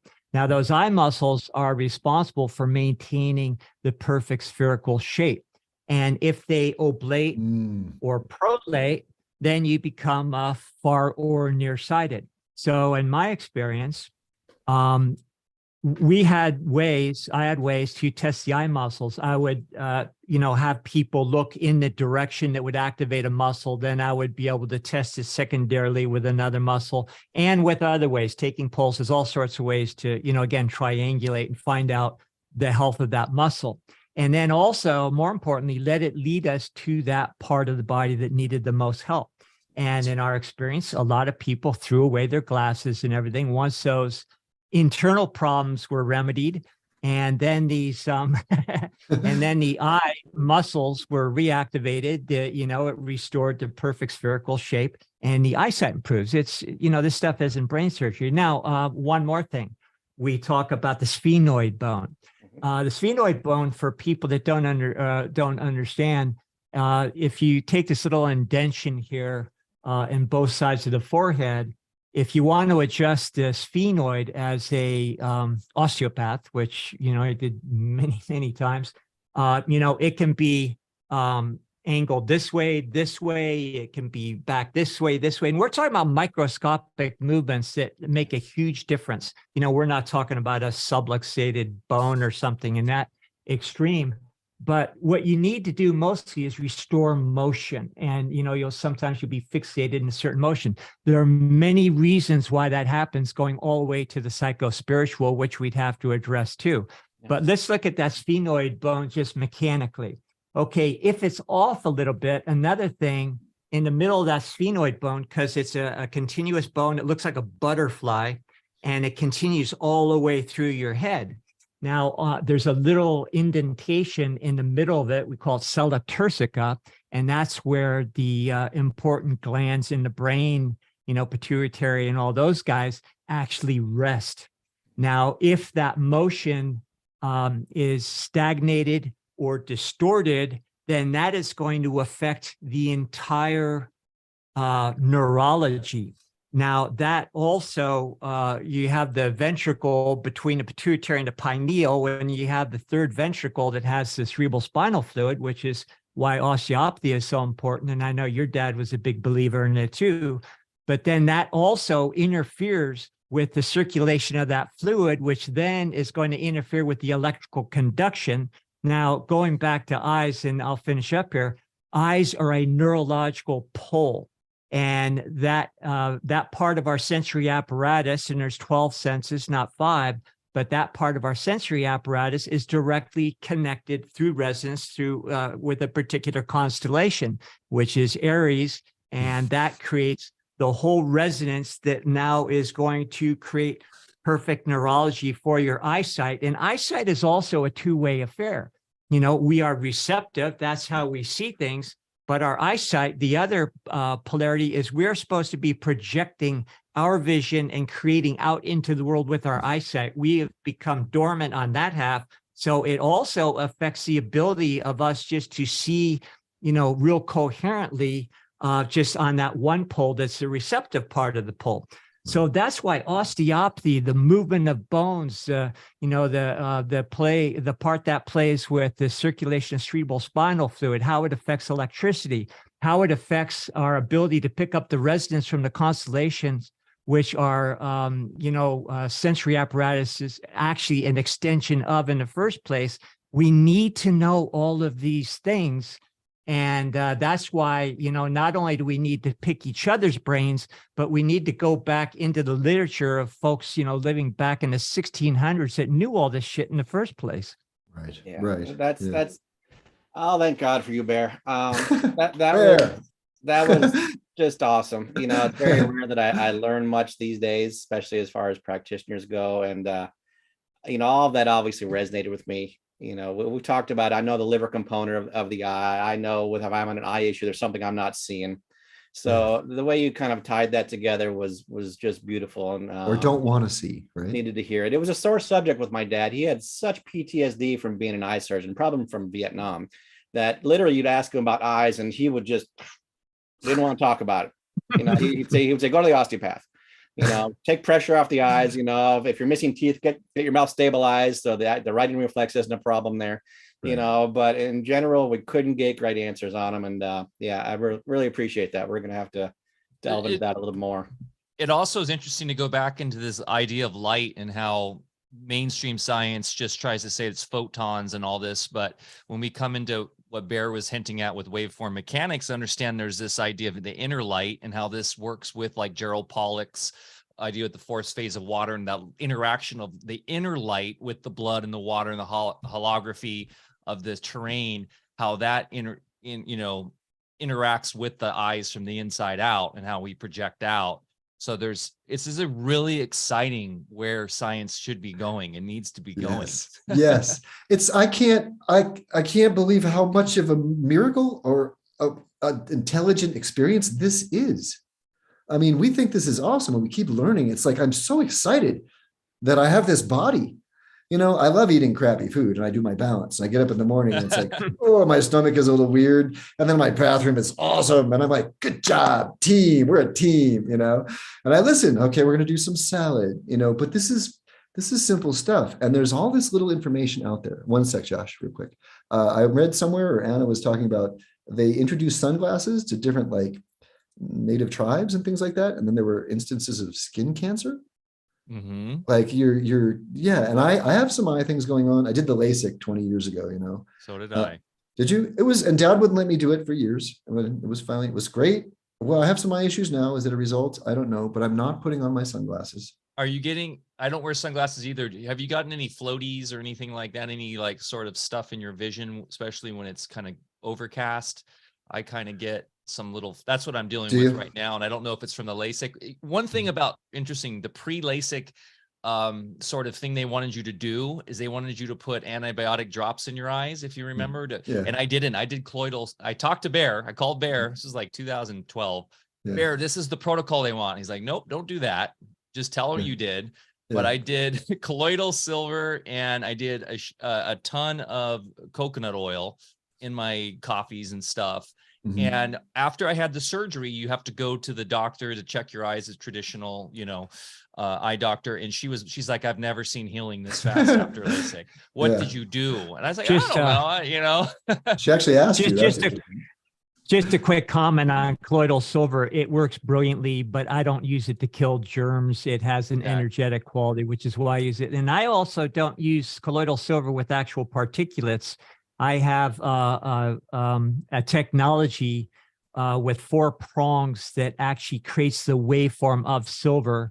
And Mike's seen it. You know, you put it in water. It's discovered by or innovated by a gentleman in Australia, just a brilliant guy. And we make them over on this end. And you see just regular water get all cloudy and everything within about 5 minutes. And it actually has the waveform of silver, works at a much more elevated energetic level without any of the possible contamination of silver particulates. Anyway, but we're not using it to kill germs. Bear, I brought up the silver drop specifically to get to that. And so I was so I don't see it as an antibacterial agent, but I'm wondering, so is this silver, it has to do with the electrical nature of the microorganisms? Yeah, and then, you know, we can get into different waveforms of different elements. Sorry, gentlemen, real quick. You know, silver, gold, they all have different resonant qualities. And if you know when to use what, especially if you have a way to customize it for an individual, then you can, you know, use these quite successfully. Silver is wonderful. Nice. Yeah, well, you know what I put in my eyes? Mucokil eye drops. There you go. Yeah. Right? Which is hilarious. That because, would be my... Well, it's just hilarious because it opens up the capillary circulation. So I put eye drops in and my eyes get red, as opposed to the Visine, you know, experience, right? Well, it's interesting that we're going down. And no, Bear, you know, I love being on your show because I learn, you know, and it needs to be discussion. But I feel like I come away from these just knowing so much more, and it reinforces what we believe anyways. But you're putting puzzle pieces together for us that I really appreciate. I know our viewers appreciate as well. And as we were talking about the eye, and I knew it was happening because I wasn't seeing something, but you know, I still go back to some of my training, get to the osteopath, there's got to be something wrong with your structure and this and that. But you know, there was the emotion behind what was going on that triggered the issue with the eye. So what is a damn floater? If that's not the greatest distraction there is for your eyesight, right? I'm so busy looking over in the periphery that I'm missing what's right in front of me. Right. So it's kind of reinforcing that I'm definitely not seeing something right now, and I'm being distracted. So and stay focused. Yeah, well, stay focused. This is the universe, the coherence, all this helping guide us. I really believe that. My car accident was guiding me. The floater guides you. All these little things, there's there for a reason. You know, and it's and this is fun. You know what we're doing? We're jamming. Yeah, we're jamming. I love it. Well, and we have a couple new pictures we'd love to share with you guys. And Josh, I got those videos that Fiona had of that little protozoa thing. I want to show that. And do we have the Rife one also? Because the comparison with the Rife, that's cool. We'll talk about that when you show the protozoa. You guys have the ability to share screen if you want. I'd love to get into this. I was actually going to ask if you guys have done holographic blood for blind people or people with serious eye afflictions and what you've seen. Yeah, I wonder if I can. I'll see if I can send you the picture of the eye. It's on my computer. Yeah, we've got an incredible picture of an eye with the actual optic nerves. that if I can't bring it up, we'll somehow get it to you can see it. But yeah, we've dealt a lot with that. We've certainly had some blind people. Dad, as reluctant as he was usually able to improve eyesight, but he did it in conjunction with some of the neural therapy and some of the osteopathic work. And then he would talk to them about the emotional aspect of things. But yeah, it's something we certainly have worked with in the past. I'll see if I can get the picture. And for those listening right now, just so you know, we did do AlphaCast 1 with the Bigelsen brothers, that we go into the fundamentals of the holography of the blood. We go over a lot of slides, the whole process and everything. So if this is new to you, please, if you even want to hit pause right now and go watch that one. I guess I should have said that at the very beginning, or go watch it after this one, because we really dive deep into the whole Bigelsen method and everything they do and how just impactful and amazingly powerful it is in terms of how it's helped people heal. And Josh, while you're bringing that up, you mentioned neurotherapy. That was a real important technology that I use very often in my clinic days. Yep. And if we understand the connective tissue is a matrix that conducts electricity, that's what it really is. We think of acupuncture as these perfect little conduits, these lines and everything. No, it's actually it's regions. The Japanese meridian therapy gets closer to the truth and also merges more with the understanding that osteopaths have. So that's why I ended up leaning towards Japanese meridian therapy rather than traditional Chinese medicine, as they call it these days. And so neurotherapy, you inject procaine, sometimes isopathic, sometimes other things, into an area of the matrix that is not conducting electricity or blockaded in certain ways. Like when you had your tonsils injected, I would imagine that was a neurotherapy injection. Yeah. So a brilliant therapy that all medics should be trained in. Absolutely. And I'll piggyback on that for half a second, because it's one of those things that was very divine to us. Yeah. And that was one of the things I was mortified about when I moved up to the Seattle area and saw how they were doing neural therapy. Massive amounts of procaine, right? Massive amounts of procaine. I don't think we ever used more than 1 cc of procaine, maybe a couple cc's the most. It was just a way to open up the circulation. And it was a way to, it's almost like an anesthetic, make the shot not hurt so much. But so over reliance on that. So generally the person was walking out of there stoned. They would say, I love my doctor. It's not your doctor, it's your pusher. You're stoned out of your cord right now, And then the lack of body work with it was the biggest thing that Dad made the connection with. The needle goes into your body says, what the hell are you doing to me? And goes immediately into sympathetic mode. Right. It feels like it's being attacked. The osteopath, the body worker, has to come in afterwards and do a little bit of body work. We kept doing these slides, and I'd say, okay, you need the crown of thorns, you need the head treated, or you need the Frankenhausers. And they say, I've had that 7 times. It's like, okay, then how come it keeps showing up? No body work involved. So we actually had to treat people for their neurotherapy trauma. Right. So I only use 1 cc. It's just procaine is a very benign substance. But I agree, if you're using more than 1 cc, you really aren't getting how it works in the first place. Yeah, it kind of hurt my heart to see it done. It was, and you got to get the hands on the person afterwards. You got to bring that person back into parasympathetic mode and realize it wasn't being attacked. Was that the German guy up in Bellevue there that you're talking about? It might have been. There's a teaching that's happening, and that's it was a very demoralizing experience, and you could see why big parts of biological medicine is failing, and it's directly coming from those teachings, I believe. Well, and this is the same experience. Well, it's important for people listening too, because I remember the one consultation and we looked at the blood and said, well, you need your scars treated some neural therapy, and the woman said, I've had that.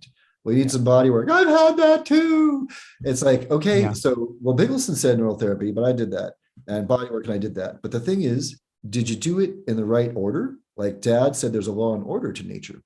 And if you had neural therapy, if you had 8 cc's and were high, then, well, that's not what we're talking about.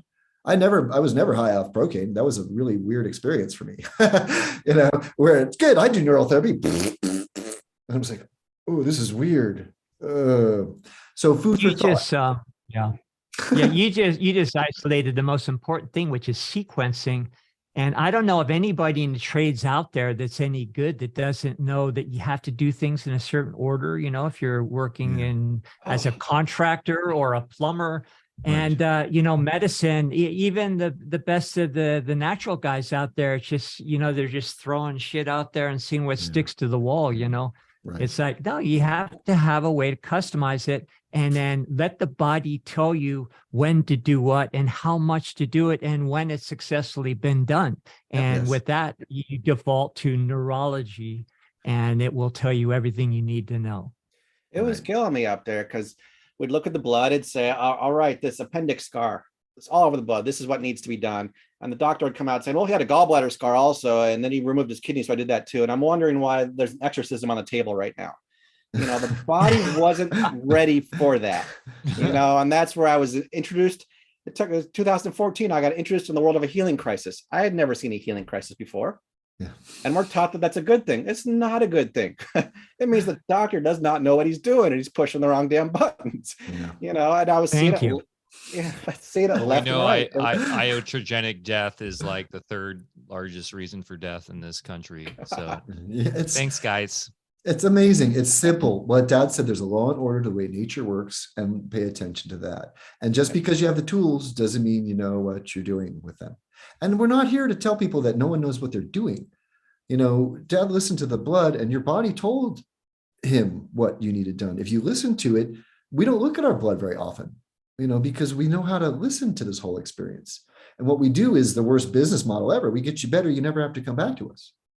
You know, so it's interesting. It's about educating and empowering people at this point, you know, and you really do have the tools. You just need to kind of think a little more critically. All right. Hold yourself accountable and don't give your power to somebody else. This is your life. You know yourself better than anyone. So think about these things. And if it doesn't make sense, well, look at it from a different angle. There's a lot of different paths to the same place and a lot of different perspectives. And people are seeing, Anna would show that picture of two people on the other side of a number. And on the ground, from my view, it's 6. From your view, it's 9. Right? Well, if we walk around the side and we can just do this a little bit, you know, without an ego and think, you know, with Josh, his eye, what is he not wanting to see? You know, and things like that. It's the same with me. I have an eye issue. What am I not seeing or looking at? So the conversations with ourselves are important. Really acknowledging who we are, what we've come from. And this is a miracle. This is nature is so intelligent. Support it. All right. What we did at one point, you sending me the images, Josh? Cool. Yep. I've got a couple images, that we want to show. And there's something, it's about these seeds right now, guys. If we can plant these little seeds, so you just think about things a little differently. All right. The words, I don't like to be sick. It's not fun. It's a wonderful process that your body is doing. Like lie in bed and don't feel good, but go, okay, I needed a break. Thank you. Appreciate it. Have some chicken soup from grandma. Oh, we're not giving medical advice, right? Not for educational purposes. That's practicing medicine without a license right there, Adam. No chicken soup. But this is simple stuff, you know, and that was what Dad said in the end. It's not that he thought he was that good. He wondered if he was that good or if everyone else was just that bad or just missing the boat, you know, and you can, people are getting so close. We've seen famous regenerative people talking about pH and they get right up to the end and they're wrong. You know, we're very conscious of this and it's happening, but we need to not have the ego, have these conversations and think critically and connect the dots. When you make the connections, it's like the brain goes, duh. I mean, you put the roots back in the soil. So we put the roots of the tooth back in the soil. Duh, right? You want to share this picture, Josh? Here? No, I mean, you've got it. You can share it with some of those other pictures. I mean, we could go down the rabbit hole of pHs also, you know, but in the end, the pH is just a result. It's not the cause. I would like to hear your guys' take on pH, but go ahead, show your slide. I was just going to say, we did do the whole pH thing on the first Alpha Cast too. Went pretty deep into that. We did. Yeah. Awesome. How people have it exactly wrong. Yeah. Exactly. The whole alkaline versus acidic thing and what your father found with cancer. Yeah. Well, it was even interesting with our tours work, talking about the turn of the last century with things like tuberculosis and leprosy and those things. We didn't eradicate those. We changed the environment. The turn of the century, those were things that were an acidic environment. Now we live in a much Right. more alkaline environment, and cancer exists in an alkaline environment, not an acidic environment. So we didn't eradicate things. We just changed the way we rot. Right. Totally. Yeah. All right, I got some pictures. I'm going to do screen share here really quick. Let's see if this works. And I have a bunch of different pictures, Josh. I'll show the one you gave me first, and then you can tell I'll just go me. narrate some of them. Okay. All right, sharing. There's the eye we were talking about. That's interesting. So That you was guys a see really that? good one. And then the person had an eye issue, an incredible eye irritation. But that was one of the cooler pictures that we've had. Unless, It looked like, yep, I was gonna say, I'm just gonna scroll through a couple. So Definitely. And these videos at the end, I think are cool. Mhm. Stomach? Is that a stomach? Mhm. Looks like a stomach to me. Yeah. What else we got? Oh, what's this? we're seeing so many legs and feet these days. It's insane. Yeah. Is It's that really person bizarre. Italian. Well, and it's funny because with something like this, like, you've got Eileen talking about the body electric, right? Is this all the electrical activity of the body? Like, is this a combination of meridians and fascia? This is the leg. This was the person's issue. This is a big symplas. Those cells are small around it. Look at how lit up that is. It's incredible. It looks like a light show. It's the body saying, I need attention. Wow. But can you see the striations too? It's like, are we seeing electrical conductivity through fascia in some way, shape, or form? And is that the microzyma coming together, lighting up there? And what is that? What is causing that light there? Those little bright lights. Good question. As far as that, I mean, when I see like those little debris in there, I just look at that as areas of stagnation where the flow is weak. So you've got accumulated debris in there. Now people will call it heavy metals or acute mishigas or garbage like that. We don't really care. Those particles are things the body needs to be cleaned out.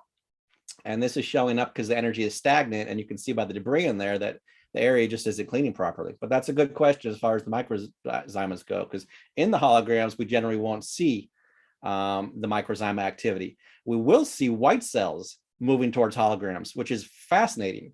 You've got a white cell, which is physical in the blood, and a hologram, which is energetic in the blood, but the white cell is moving towards it to attach to it to help it heal. And there's something just innately beautiful about that.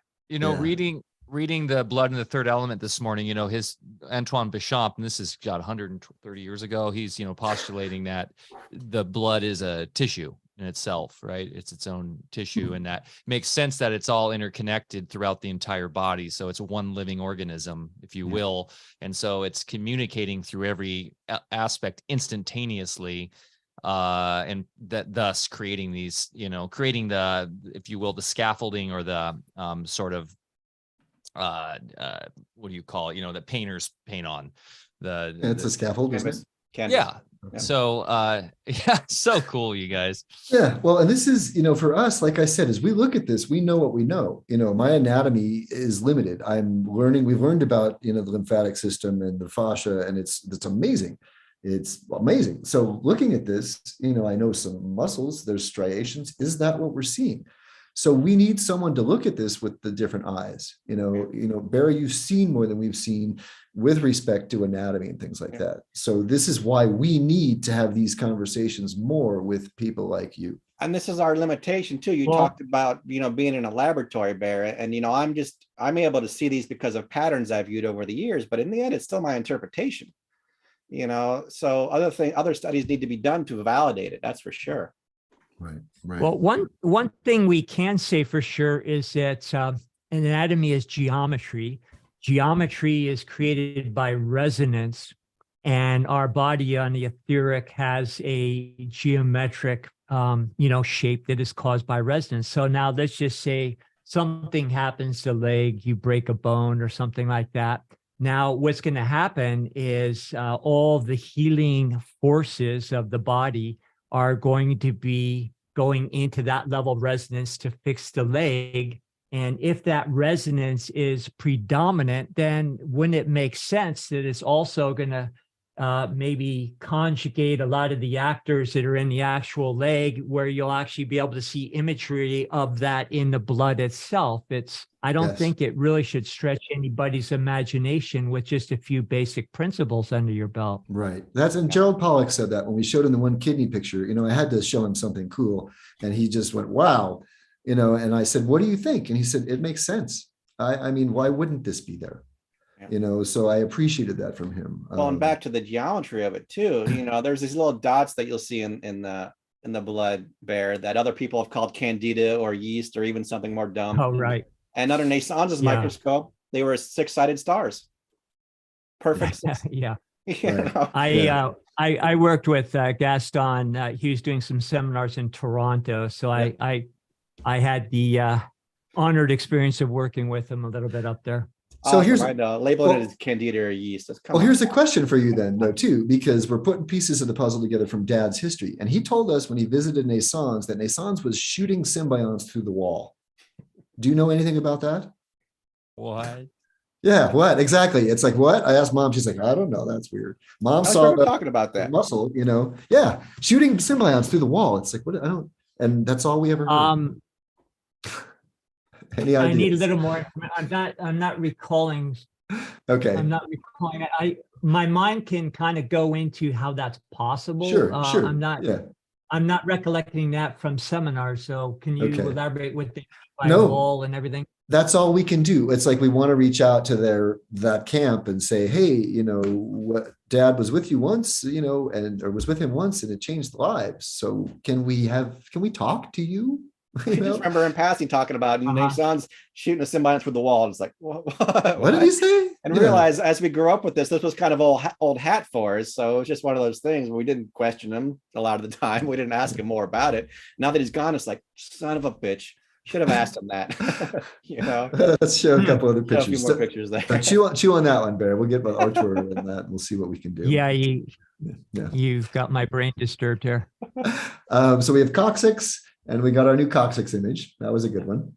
It's nice when they really kind of match up, Wow. This one, what is this, platelets and stuff? This is like, this person had something going on. This is the eye and the nose and the mouth. This is the whole face. Yeah, you got white cells working on it too. I don't know if there's maybe a head injury. You see a little bony spot right there. This is one of those ones where, a lot of times I take pictures and I don't know what it is, and I come back to it and then I'll figure it out. And then there's a lot I don't get at all. But this one, I didn't get it initially, and I went back on it. I was like, oh, well, it's obviously a side view of the face, and they had head injuries and things like that. But it was one of those things where sometimes I have to file it in the back of the brain. And then usually I go back to it and it makes a lot of sense. But we do get the question a lot. No, everything in the blood I do not recognize. There's a lot in there I don't know. The answer I can usually always figure out. But a lot of the holograms I'll know instantly. Some I have to think on, and some I just don't know. Right. When Dad say you look at the blood, you look at the person, the person, and you look and you go face, injury, and they go, oh yeah. Like they forgot to put it on the history form. You look at the history form, those legs you showed there weren't on the history form. This was a great shot there. Was his head and neck? Was their head? Is this like the Rock'em Sock'em Robot? Yeah. Looks like his whole ear was blown out. We still have debates on whether side view. Am I looking straight on? Is it his ear that was blown out, or is it his eyes were being blown out? In front of his face that was being blown out. Yeah. But you can see there had to be a brutal impact on that neck there and that head. Yeah. But that was a fairly recent one we had. That was actually pretty cool. Yeah. This looked like a frontal head injury. One of those ones I didn't get at first either. And it's just, if you look at the face head on, you can see the whole frontal bone right there. You can see the outline of the mouth, almost the sinuses there. So yeah, head injury. And there it was in the blood. And it's been cool. We're working on a very, very basic blood video, Bear, because there's so much crap on there, with live cell analysis, nutritional microscopy. Luckily, you were trained different. We have no idea who taught Dad, but it's obvious that what we do is very different than what's being taught out there. So we're working on this very basic blood video, just the basics, not holograms. But I'm going over our database, and I've been going through 20, 30,000 pictures. So this picture is about 15 years old. And it was one of those ones that wasn't labeled, which means we didn't know what it was initially. Now you're looking back on it, and I was able to bring up the history for me. You know exactly what it was. But in the moment, I didn't. But you can see the eyes and everything on that one. It was a great, great picture.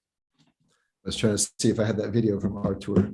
This one, Yeah. And of course, I just want to interject. You guys Yep. have, people that are new to this in the chat and listening, you have followed up, of course, and seen the actual physiological presentation of this in real. Yeah. You have to. Yes. I mean, generally, back in the day, we had the client right there. And now when I do distance consultations, I ask a lot of questions because people leave very important things off the history form or things they're just not aware of.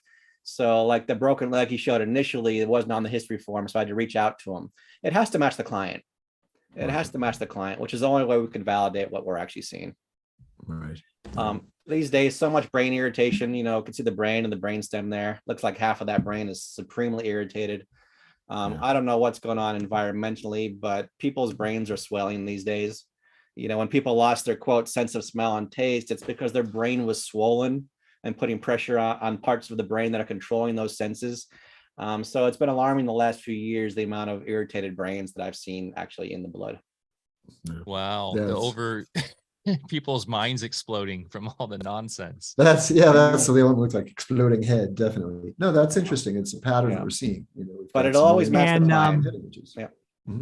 Go ahead. It's interesting you mentioned edema in the brain, and a lot of times people get diagnosed with brain tumors, and what we're not understanding that the glial cells in the brain really proliferate different than other cells, and very often what was diagnosed as a tumor is actually edematous. It's just holding fluids there.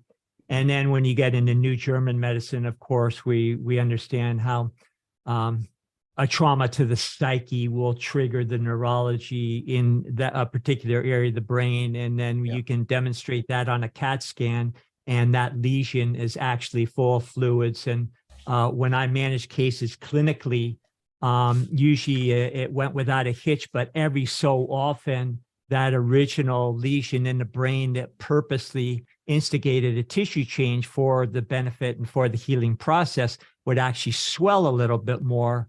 And that could actually become kind of dangerous or be misdiagnosed as a brain tumor, in which case we would actually do things like pack the head in ice and just really monitor carefully for about 48 hours until the swelling came down. Then you were out of the woods and the healing process was complete. So there's just, so many things misunderstood by regular medicine. Yeah. Well, and we did, I'll show you these other ones. Did we talk about that with you last time with the Royal Rife killing the cancer cells? I don't. Why don't you? I think that would be a good discussion. I'm not remembering. Yeah, I'll show you. We did a whole alpha cast years ago on Royal Rife, and it. Yeah, please go ahead. Okay. Yeah, there's a video some that we have that are interesting that I want your input on. And things we've seen recently. There's one video I can't find, but let me show you a couple other pictures that Josh had sent. It was interesting with the Royal Rife one, because we would definitely want him to talk more about that, because a brilliant physician who I think his work has been misunderstood. Unfortunately, he's been used to keep us in the germ theory box, where we find the mortal oscillating frequency to kill the germ that's causing everything. Mike, sorry, I stepped over you there. Oh, no, I was just going to say how I want that microscope. We need to put a somatoscope together. Yeah. We know where there is one. We're not telling anybody. You find out they take him away, but he wasn't exploding cancer cells. And you're not going to take care of cancer by exploding what they would call cancer cells. But it's pretty cool. We don't have that video, but when they show the exploding cancer cell, it's not an exploding cancer cell. It's the body. It's pleomorphism. The body's reverting back to. And hold that thought, Josh. Sorry. Before he gets out of control, he's a little ahead of himself. Do you want these last couple images? Because I can get rid of these when we go right to those videos that feel. Oh yeah, that's just a quick one. This was Enderline would call this related to the kidneys, the kidney deficiency. We've always looked at this as an emotion. But this is very similar to what Hammer was reading on his CAT scans. So we like to show that one. There was a very well-known live cell person who was labeling this as graphene. So for those of you out there, this is not graphene. This is the same thing that Hammer was reading on his CAT scans. It's related to an emotion, but that's more for a different class. It's got the white cell on it too, so the body is working on your emotion. Yes. Interesting. I want to show these videos. You want to talk about this one, or that there's a conflict shock, like Hammer would talk about, right to the diaphragm. This was a person who just found out that his wife had cheated on him, and it gives like a punch right in the stomach. You can see that big blue area is the trauma to the nervous system. It's not heavy metal toxicity like a lot of people like to say. It's an emotional punch to the stomach right there. Yeah, pretty. Wow. You don't want to see pretty pictures in the blood if you can help it. That's It wild. just is. It just Yeah. is. You know? We got some more lungs. We got another lung picture. That's the other thing that I'm thinking of right now, guys. Like the aspect of color, the Yeah. qualitative aspect of color, Yes. and how that relates to all this holograph. All the colors mean something, and there's a lot of ridiculous interpretations on what those colors mean. But that's why it's so important to have the right microscope, because the wrong microscope, you're not going to be able to see specific colors. We've had trouble with the LED microscopes picking up certain colors. It doesn't pick up all the colors. Right. So the colors do mean something. You need to work And that's with something filters or Bear, something. you're probably aware of, or we could talk about in private. Yeah. Yeah. We had another lung. We've seen a few lungs recently, which is great. They're always Yeah, good yeah. pictures. Oh, This one, Josh, is this the palate? Yeah, it's a down view of the actual palate. You can see the teeth in there. Yeah. We've seen a lot that Wow. have to do with teeth, and the palate work is important. Yeah, we see Osteopaths. a lot of teeth in the blood. It's not always that clear, but that's a pretty good one right there. Yeah. Braces are not necessary for the teeth. Looks like a little crab or something. Well, Yeah. it's probably how they broke their teeth. Yeah. Right. This one. This was Yeah. great. Fiona Oh. took this one of the broken leg. Yeah. Yeah. And then did I put these videos here? Okay. So yes, this is a video. Fiona was a patient of ours, Fiona Gardner. And then she ended up working with us. And at this point, she is the person that Josh is working with. She's our lead microscopist and head of collection center. We've tried to come up with a title. So the blood from the States goes FedEx to us. It gets to Fiona. Fiona gets the images and then gets them to Josh. And she's working with Josh to help figure out what's going on. So then Josh can teach more and more. So she's looking at some interesting things. This one, is it going to play? Yeah, there we go. So protozoa ciliate of sorts. Right? She's looking at urine though, right? Yeah, that's right. She's using her microscope to observe, which is great. Observe and see consistencies and patterns. So she sees this and she goes, wow, that's cool. All right, it's moving around, whatever, interesting. She's going to watch it over a period of time. So as she watches it over the next few hours, she kept going back to the microscope periodically. All right, let's look at the change. So what's going on coming out of the side of this whole experience? Good question. Things are changing. Are these antennae? Are these, what is this? What's happening? Okay, Bear, I'm sure you can give us some light on this. Now, still though, as she observes, this is later on. This is where things get interesting. Look at what's going on here. The symbionts are coming out of it. They're leaking out of it. Okay. Now, this is what we did with the Royal Rife video. We show he administers a frequency and this thing explodes. Did he kill it? We don't think so. It doesn't work that way. What's happening here? Are we witnessing pleomorphism reverse? Is this reverting back to its symbiont form? Can you briefly describe what you mean by symbiont to the sorry, audience? there's many names for the microzymas. Protid, symbiont. Yeah, Okay. symbiont, Yeah. microzyma, bion. We confuse people a lot with that. Microzyma is what Béchamp would use, so we should use that for today. But so it's reverting back to its primal form, basically. It's pleomorphism at its finest. And we think that's what Royal Rife was doing as well. It wasn't exploding, it was reverting back through the pleomorphism chart. So those Well, little white light. Sorry, Bear. Just to get clarity for the audience watching, those little glowing orbs. Are you The little saying balls. those are microzyma or those larger The entities? little teeny guys, the little teeny things. The little right? guys that Little you- teeny guys. The little Okay, guys that that are makes moving. sense. Little guys that are moving there. Yeah, yeah. If you look carefully, you can see some of those little teeny guys that get a little bigger, which we'd call colloids. And then you see a couple of them come together and kind of elongate, but you can still see the colloids at each end of the pole there and what we would call maybe a chondrite. And so what I was going to ask you gentlemen is that are we actually witnessing that in reverse, like a retro metamorphosis where the chondrites are going back to colloids and back to protids? Well, this makes sense. What happened next was interesting. She went back to doing her thing and she came back to the microscope, looked in, and when she looked in, it exploded. And there was nothing left but symbionts. So yeah, I believe so. Bear. She couldn't push record quick enough. So this is, I get chills with this. So there's electrical connection with a truth of sorts here. This is the observation that makes sense. And did Rife, with his microscope, he could really get closer to these, right? He could see a lot better resolution. Absolutely. Yeah. So think of this then. This is a total change in our perspective and our approach to what happens, okay? Rife took a frequency. He administered it to a cancer cell. He killed it. No, what he did was he somehow facilitated its pleomorphic process back to what created it in the first place. Yeah. I mean, and this is why I show this to you, Bear. This makes sense. Those things are coming out of this. And if it didn't, and it happened so quickly. And doesn't evolution happen quickly? Like sometimes it's just poof, like we can change. Yeah. I mean, does this make sense? Absolutely. To you? Yeah. Okay. Absolutely. And I've witnessed this same thing a good number of times, just looking at my own slides.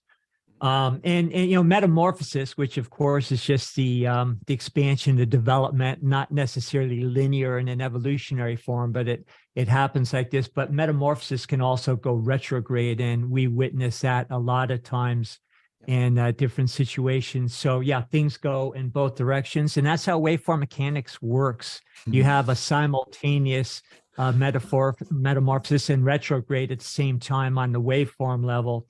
And, then that outplays in exactly what we're seeing on the screen here. So we need an elementary lesson on the waveform mechanics somehow. Feel free to send us that.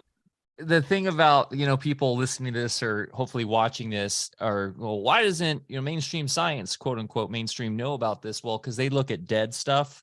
Right. They have been kind of co-opted into the idea that electron scanning microscope is superior, and they look at stained dead slides. This is live microscopy. And to that point, James True's in the chat. What up, James? Good to see you in there. He does great work. He brings up a great point that when looking at live cells like this, the observer, what effect does the observer have on the actual interaction within these protoplasma, these of life, right? Fascinating. Well, and the fact that we're taking it out of its normal environment. So those are all things that have to come into the equation. Yeah, absolutely. There's the quantum entanglement.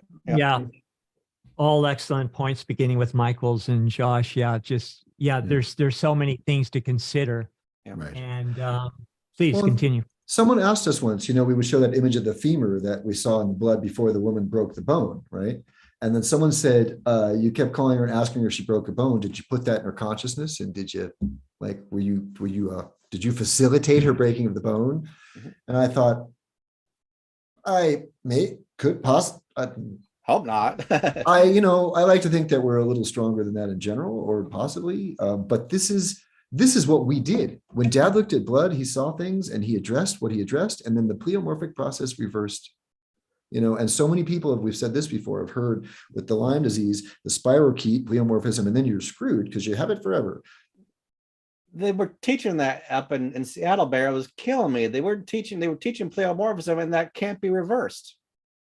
Well, that same gentleman up there prides himself in being the Lyme expert on the planet. It was just, that was what led to some of my TMJ. I got to work with 7 or 8 of the concubines, and it was just a brutal experience. I mean, it's fear-based.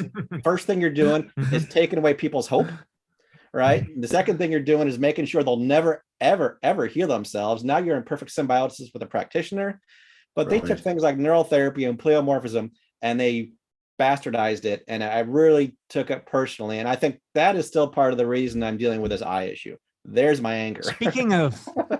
Speaking of bastardization, the same good folks I think we're referring to took a very intricate neurological based system of neuromuscular evaluation and turned it into a simple method of muscle testing. Yes. Well, that makes my skin crawl every time I see it. God, we believe in muscle testing, that's for sure. Don't believe in the muscle tester. Well, and again, with proper muscle testing, you have to have a basis in neurology. For instance, if you're just taking a simple muscle and saying resist, well, okay, now you're having them initiate the action, which is going to you know, you're going to get information from the spinal nerves. Whereas if you have them initiate the action, you know, then you might have it coming from the cerebral cortex. Now you're doing upper motor neurons. So just real basic things like that. And it gets more intricate than that. But if you don't know how to differentiate between spinal nerves and upper motor neurons, you know, gamma 1, gamma 2, you know, nerves, all that, then your muscle testing is going to be spurious at best. And then, of course, they're coming to all these conclusions, just like people that, you know, body workers that get a few courses in dark field, and then they say, they oh, those are fungal balls, you're going to get cancer, you know? Yeah, it's Crazy. unfortunate. It's unfortunate. I showed something and someone said, Yeah. oh, we have a new dark field person in town. And I was like, I'm very nice these days. It's like, oh, what we do is very different. It was brutal. Some of the conclusions they would come up with, Bear. The thing that I got so offended by, one of their favorite conclusions was, oh, your body is switched. It's working on something it's not supposed to be working on. It's confused. Yeah. Okay, so now your body is stupid. Right? Now, switched is what I would call neurological confusion. Mm-hmm. And real switching, if you want to take care of that term that's kind of all-encompassing of a whole lot of things, there are many, many levels of that nervous system that you have to get in there and synchronize with very intricate techniques. Yeah. You don't just rub on this little point here and say, oh, you're unswitched, which is exactly what those people do. Yeah. The way they explained it to me, though, too, was, yeah, your body's working on the wrong thing. It's confused. Yeah. So let's not waste any more time on that subject. But I'm glad you brought it up, because not everybody feels my pain on that, Bear. It's important, you know, as we go to practitioners in our world, a lot of this stuff makes sense, you know, and we encourage people to learn. You know, you don't just go to your practitioner and say, fix me, and then things happen. You know, ask what's been going on. Osteopaths are interesting because a lot of them are from a different planet, and they're quiet, or they do different things. We used to have one that would work on you and burp. It was like she was burping up the evil, you know, or grunt. But to ask, you know, what are you noticing? I want to be very conscious. I want to be aware, and I want to be coherent. Strain patterns, I get it. You know, the relationship with the emotional experience, the energetic experience, the spiritual experience. But ask the questions. You know, Dad said in one of his books recently, the reason this has gone on recently is because we've lost our ability to think critically. We've given all our power over to other people. So think about this. What makes sense? Why is the dog eating the grass when it's not feeling well? You know, can we eat a salad at some time too, depending on what goes on? Are we similar? So I think this is really cool. You know, the jamming is awesome. Yay. I appreciate your input on those videos. All I can think is, did you guys see it? Like, and if it just reverted, she missed it. She looked in and it exploded, and it was just symbionts. So by the time she took a picture, there was nothing. So this is happening right now in the body, right? And if this is, and this is a cellular level. So what this means on a grand scale is we can change. And can we change instantly? Here's a fun story. I love Coca-Cola. Yay. It's the worst crap in the world, right? I have an interview with one of my favorite metal bands. And the guy says, I've been around the world. I've done all the drugs ever, and I've quit them all, and I cannot quit Coca-Cola. Right. And I'll tell you, don't inject stuff into you that you don't know what's in it, but I don't know what's in Coca-Cola, and I'm still drinking it. Right. However, all right, I got to walk the walk and talk the talk. So ginger ale is better. I'm getting more into, you know, kombuchas and things. But one day I stopped drinking Coca-Cola. It was not difficult. We can change. When people say people can't change. If you want to change, come on. You see it there, evolution backwards, forwards with the pleomorphism or whatever's going on there. We can change. You get busy living, or you get busy dying. I'm a big fan of radical personal reinvention.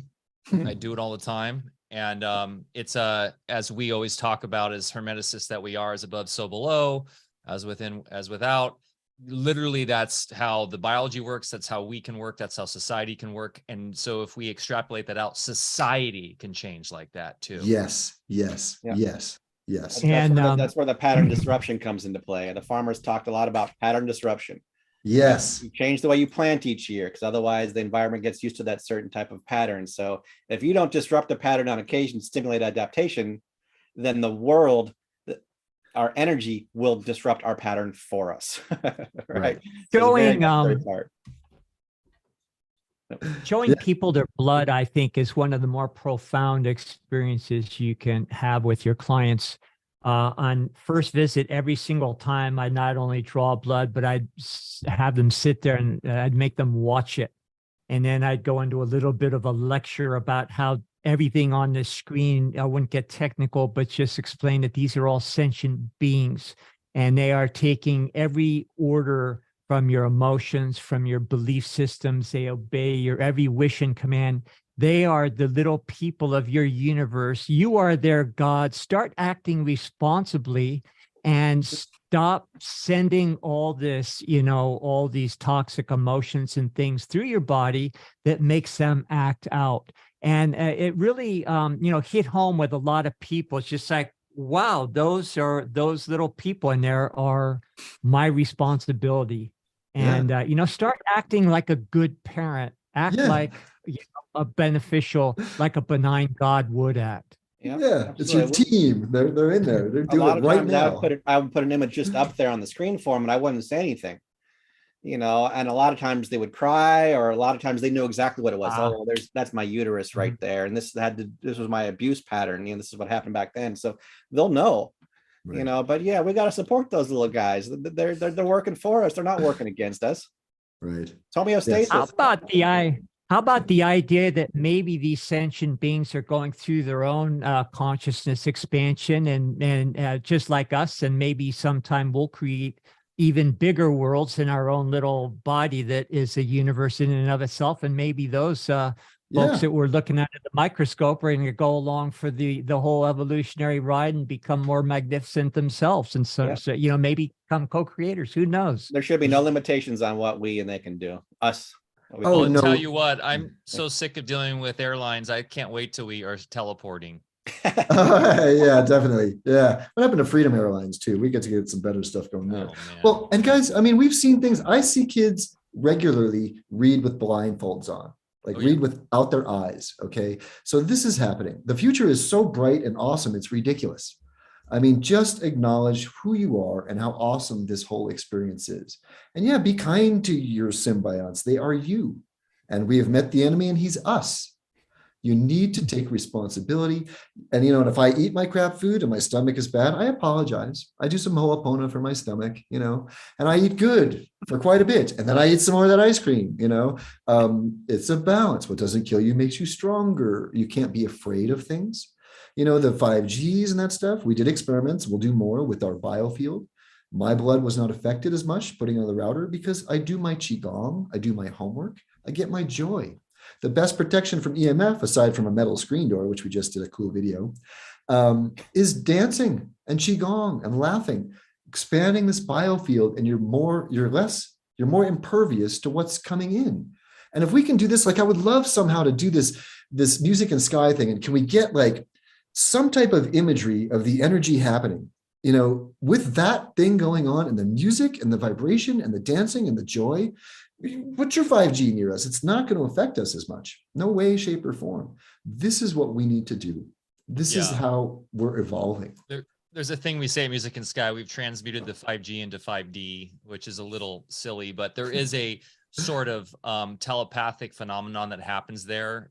We say you've come now into the vortex because we don't even have to use our radios a lot. We just synchronistically appear in places on the staff. It's like we're connected through the field in ways that you can feel it. There's a resonance there when you're there that you can feel the harmonics at play.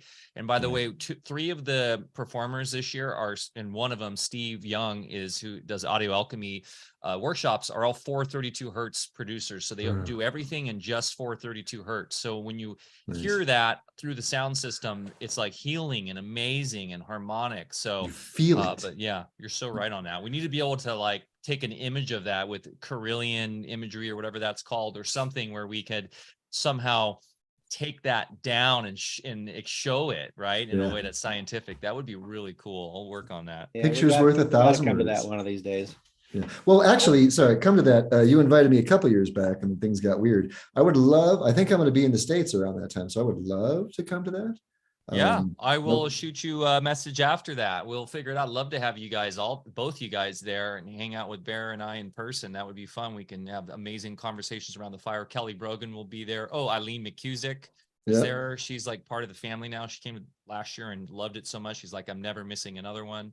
Awesome. So I she's gonna. also, What's that? I think we're gearing up for a massive after party here at the farm too, because we've also had a couple Yeah. confirmations of folks that are going to just head a little bit further north to where we are here. All So I'd right. love to Music and see Sky you guys decompression there. event at Cal- Alfa Vedic Gardens. Count me in. Can I play? Can I bring my guitar too? Yeah. I Yeah, got some- so we have lots of room for We will. open jam sessions and Okay. all that. So that would be Perfect. amazing. Guys, this has been such a phenomenal talk.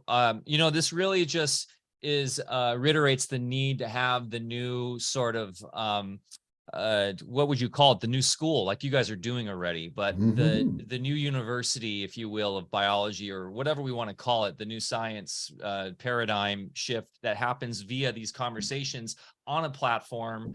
Alfa Vedic, we're launching our new platform, and there's all these other, you guys have your platform, but to have this sort of as a new sort of, whether it's online and in person or a hybrid of that university type approach to the discovery of all this stuff, it really needs to start kicking in more motion. So Yeah. absolutely. So can you guys tell us how to find the Bigelsen's Academy or any other links you have out there for us? Yes. Yeah, Uh-huh. go ahead. And I want to do the quick screen share on this one too. Yeah, what we're doing Okay. is beyond awesome. Anna's taken the lead, but she's created the Living University of Terrain. All right, and the Living University of Terrain is an umbrella. It's an online platform. We have our holographic blood here. This is Artur Sala, who's doing physics and alchemy, and wow, he's got an 11-month course right now that he is teaching, and his webinars are 4 to 6 hours deep. You'd love him, Bear. Oh my God, Bear, we can get you some access to that. A lot of it's in Spanish, and we're working on that too now.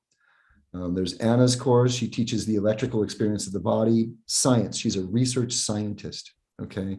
This Elma Dana is teaching this Maximo Sandin's work, biology with missing pieces to the puzzle. This guy is one of Anna's heroes, and he's the one that called Josh and I scientists because of our replicable work, all right? So this is online, and we're in process now in Mexico of getting it fully accredited as a university. Bear, you have stuff going on, and we want to include your stuff here. All right. We really want to do something big and comprehensive and have the jam sessions and everything. So we've got agriculture will come into this, a lot of different things. We've just started it, but it will be certificated in Mexico, where you can get a certificate of terrain and it will be acknowledged. Mexico is an interesting place here right now. In that school of our Living University of Terrain, Josh and I have things that we've done. We've turned our 13-week Introduction to Terrain Paradigm course with Dad's holographic blood book work, his blood book. We have videos of Dad teaching awesome content. So 13 weeks online. We also have our School of Health and Wellness, which is webinars, 2 webinars a month. We've got 1 interview. Barry, you were the first one. 2 weeks later, we do a question and answer, and we're sharing tools. We talk about structure, and then there's structural exercises. We have, once again, videos from Dad. We just posted the video of Dad and Emoto lecturing together in 2006, which is awesome. So we've been doing this for 9 months, and we've got awesome stuff going on. So go check out the Bigelsen Academy, find the Living University of Terrain, and watch it grow. This is awesome. Every action is equal and opposite reaction. All the horror in the world that we've seen, there is that much awesomeness happening. It's not being put on the news or up in front of people's faces because we're smarter than being a whack-a-mole, right? So we're getting team t-shirts. Once again, you guys are on the team. Awesome stuff. Holographic Blood Book is the book. Get that book. Amazing work you're doing. And thank you so much. And I was very honored to be your inaugural episode there. So, and I'd really also be further honored to, contribute in any way I can. All I have is my experience. I don't make anything out of it other than that. So, and I think what I hear you saying is we need to get together and share our mutual experiences. Yeah, and for both of you guys, I think you know that I'm in a market for a new microscope. And I have, in fact, I just refabricated my wall. See that screen there, and Yeah. that's going to be where my microscope goes, so we can do a lot of show and tell. And also, what I want to do is create a lot of presentations, with live blood, and really take it into the realm of introducing different light, sound frequencies, and all sorts of things. That's just kind of what floats my boat these days, and to Yeah. really chronicle the changes that go forth. So, and I know, Josh, you were saying that I mentioned one microscope just because I was looking at, for something that would hopefully get the job done, be affordable, but you were mentioning you might have something else in the works. So maybe when we hang up today, you can help me do that. Yeah, it's in the works. We're hoping it's done pretty soon. What they're doing is our microscope was an Olympus microscope, was a CX41 that was changed the components of it. We changed the light source of it. Change the condenser. Oh, you did? Okay. Yeah. I have not found an LED microscope that works yet for what we need. And the new, like the CX43, and just still the same thing. I was really surprised with it. I did it. You can't see the plasma really at all. I mean, you're missing the forest. Really? Yeah. I mean, you can probably, with my microscope, you'll be able to see 60 to 70% more of the plasma, which is significant. Wow. Yeah. So I'm glad you didn't. I'm glad you didn't get that. That's critical. It's massive. That's critical. So it's being worked on, and I believe it's getting really close. The first thing he's going to do is recreate what we have already, which is nice. And then he's going to try to enhance it so we can start to see things that maybe we've been missing as well. But if I get a chance, I'd love to get up there maybe in the next month or so if you're around, and I'll bring my scope up there. So it'll give you something to compare things to. But we hope it's done soon. Yeah, we hope it's done soon. And I'm glad you didn't buy that microscope. Because we would have had to retrofit a lot of it, but we're working on it, and we're close. Nice. It'll be awesome, Josh, to have you come up. You can go in the goodie closet and get a bunch of good Alfa Vedic products. That'd be awesome. I'm still looking to relocate, so I need to go check out some different areas as well, looking for my own little farmland myself. So yeah, and like Mike said before the episode today, we are in California, but not really. Yep. When you get out here, people are different, the terrain's different. It's so unless you turn on the news or something, you don't even know you're in California. Cool. Viva Jefferson. I'll definitely. I'll send you an email. I'd love to get up there pretty soon, Bear. Adam, I don't know. Can you say where in Mexico you are? Because people are wondering. Sure. I'm Lake Chapala area. Ajijic, Lake Chapala. It's about 30 minutes from Guadalajara. It's awesome that we're actually looking at land to build a physical university at some point here. There's cool stuff going on here, guys. Mexico is a different world for sure. There's so much freedom. And one of the initial controlling families, one of the children was into homeopathy. So as if a Rockefeller was into homeopathy. So homeopathy is actually, it's here, definitely. Yeah. So we've got an. And Mexico is America, and someday when borders are not being weaponized against all of us, and the three Americas will just have a nice free flow between. Yeah, if I had my druthers, I'd probably be down south of the border there. I got family down in South America, so great people. I love it down there. I'm going for some 80-degree waves in a few weeks. you 80 degrees, Mike. Not 48 degrees. No. Yep. You're invited. That would be beautiful. Really appreciate you guys having us on. It's always a pleasure. I feel like I learned so much from you guys. So just thank you. I really, really appreciate it. Well, both ways. And I enjoy these conversations with you guys so much because I know you bring such a rich history and so much that I have to learn from you as well. So great. Thank you, gentlemen. And yeah, we only speak from experience. So we need to see what other people are experiencing also. That's awesome. Awesome. Hey guys, I hope you guys out in the audience enjoyed this conversation as much as we did. We were really having a good time. If you find out more, go to the BigelsenAcademy.com. That's really the spot to start from. And also watch the other Alpha Cast we did with them, which was phenomenal. Thanks so much, guys. Remember to share this with your friends and family. Smash those thumbs up, and this will be coming out as an audio podcast as well. Thanks so much. We'll see you next week. Same bat time, same bat channel, Thursdays, 10 a.m. alphavedic.com, t.me/Alfa Vedic, and patreon.com/Alfa Vedic. And by the way, as I was saying, we do actually make and sell products. So if you want to support us, go to alphavedic.com. There's like people that think we just do a podcast, Bear, because we're so bad at promoting our stuff. Like, no, we actually create we awesome... aren't, yeah.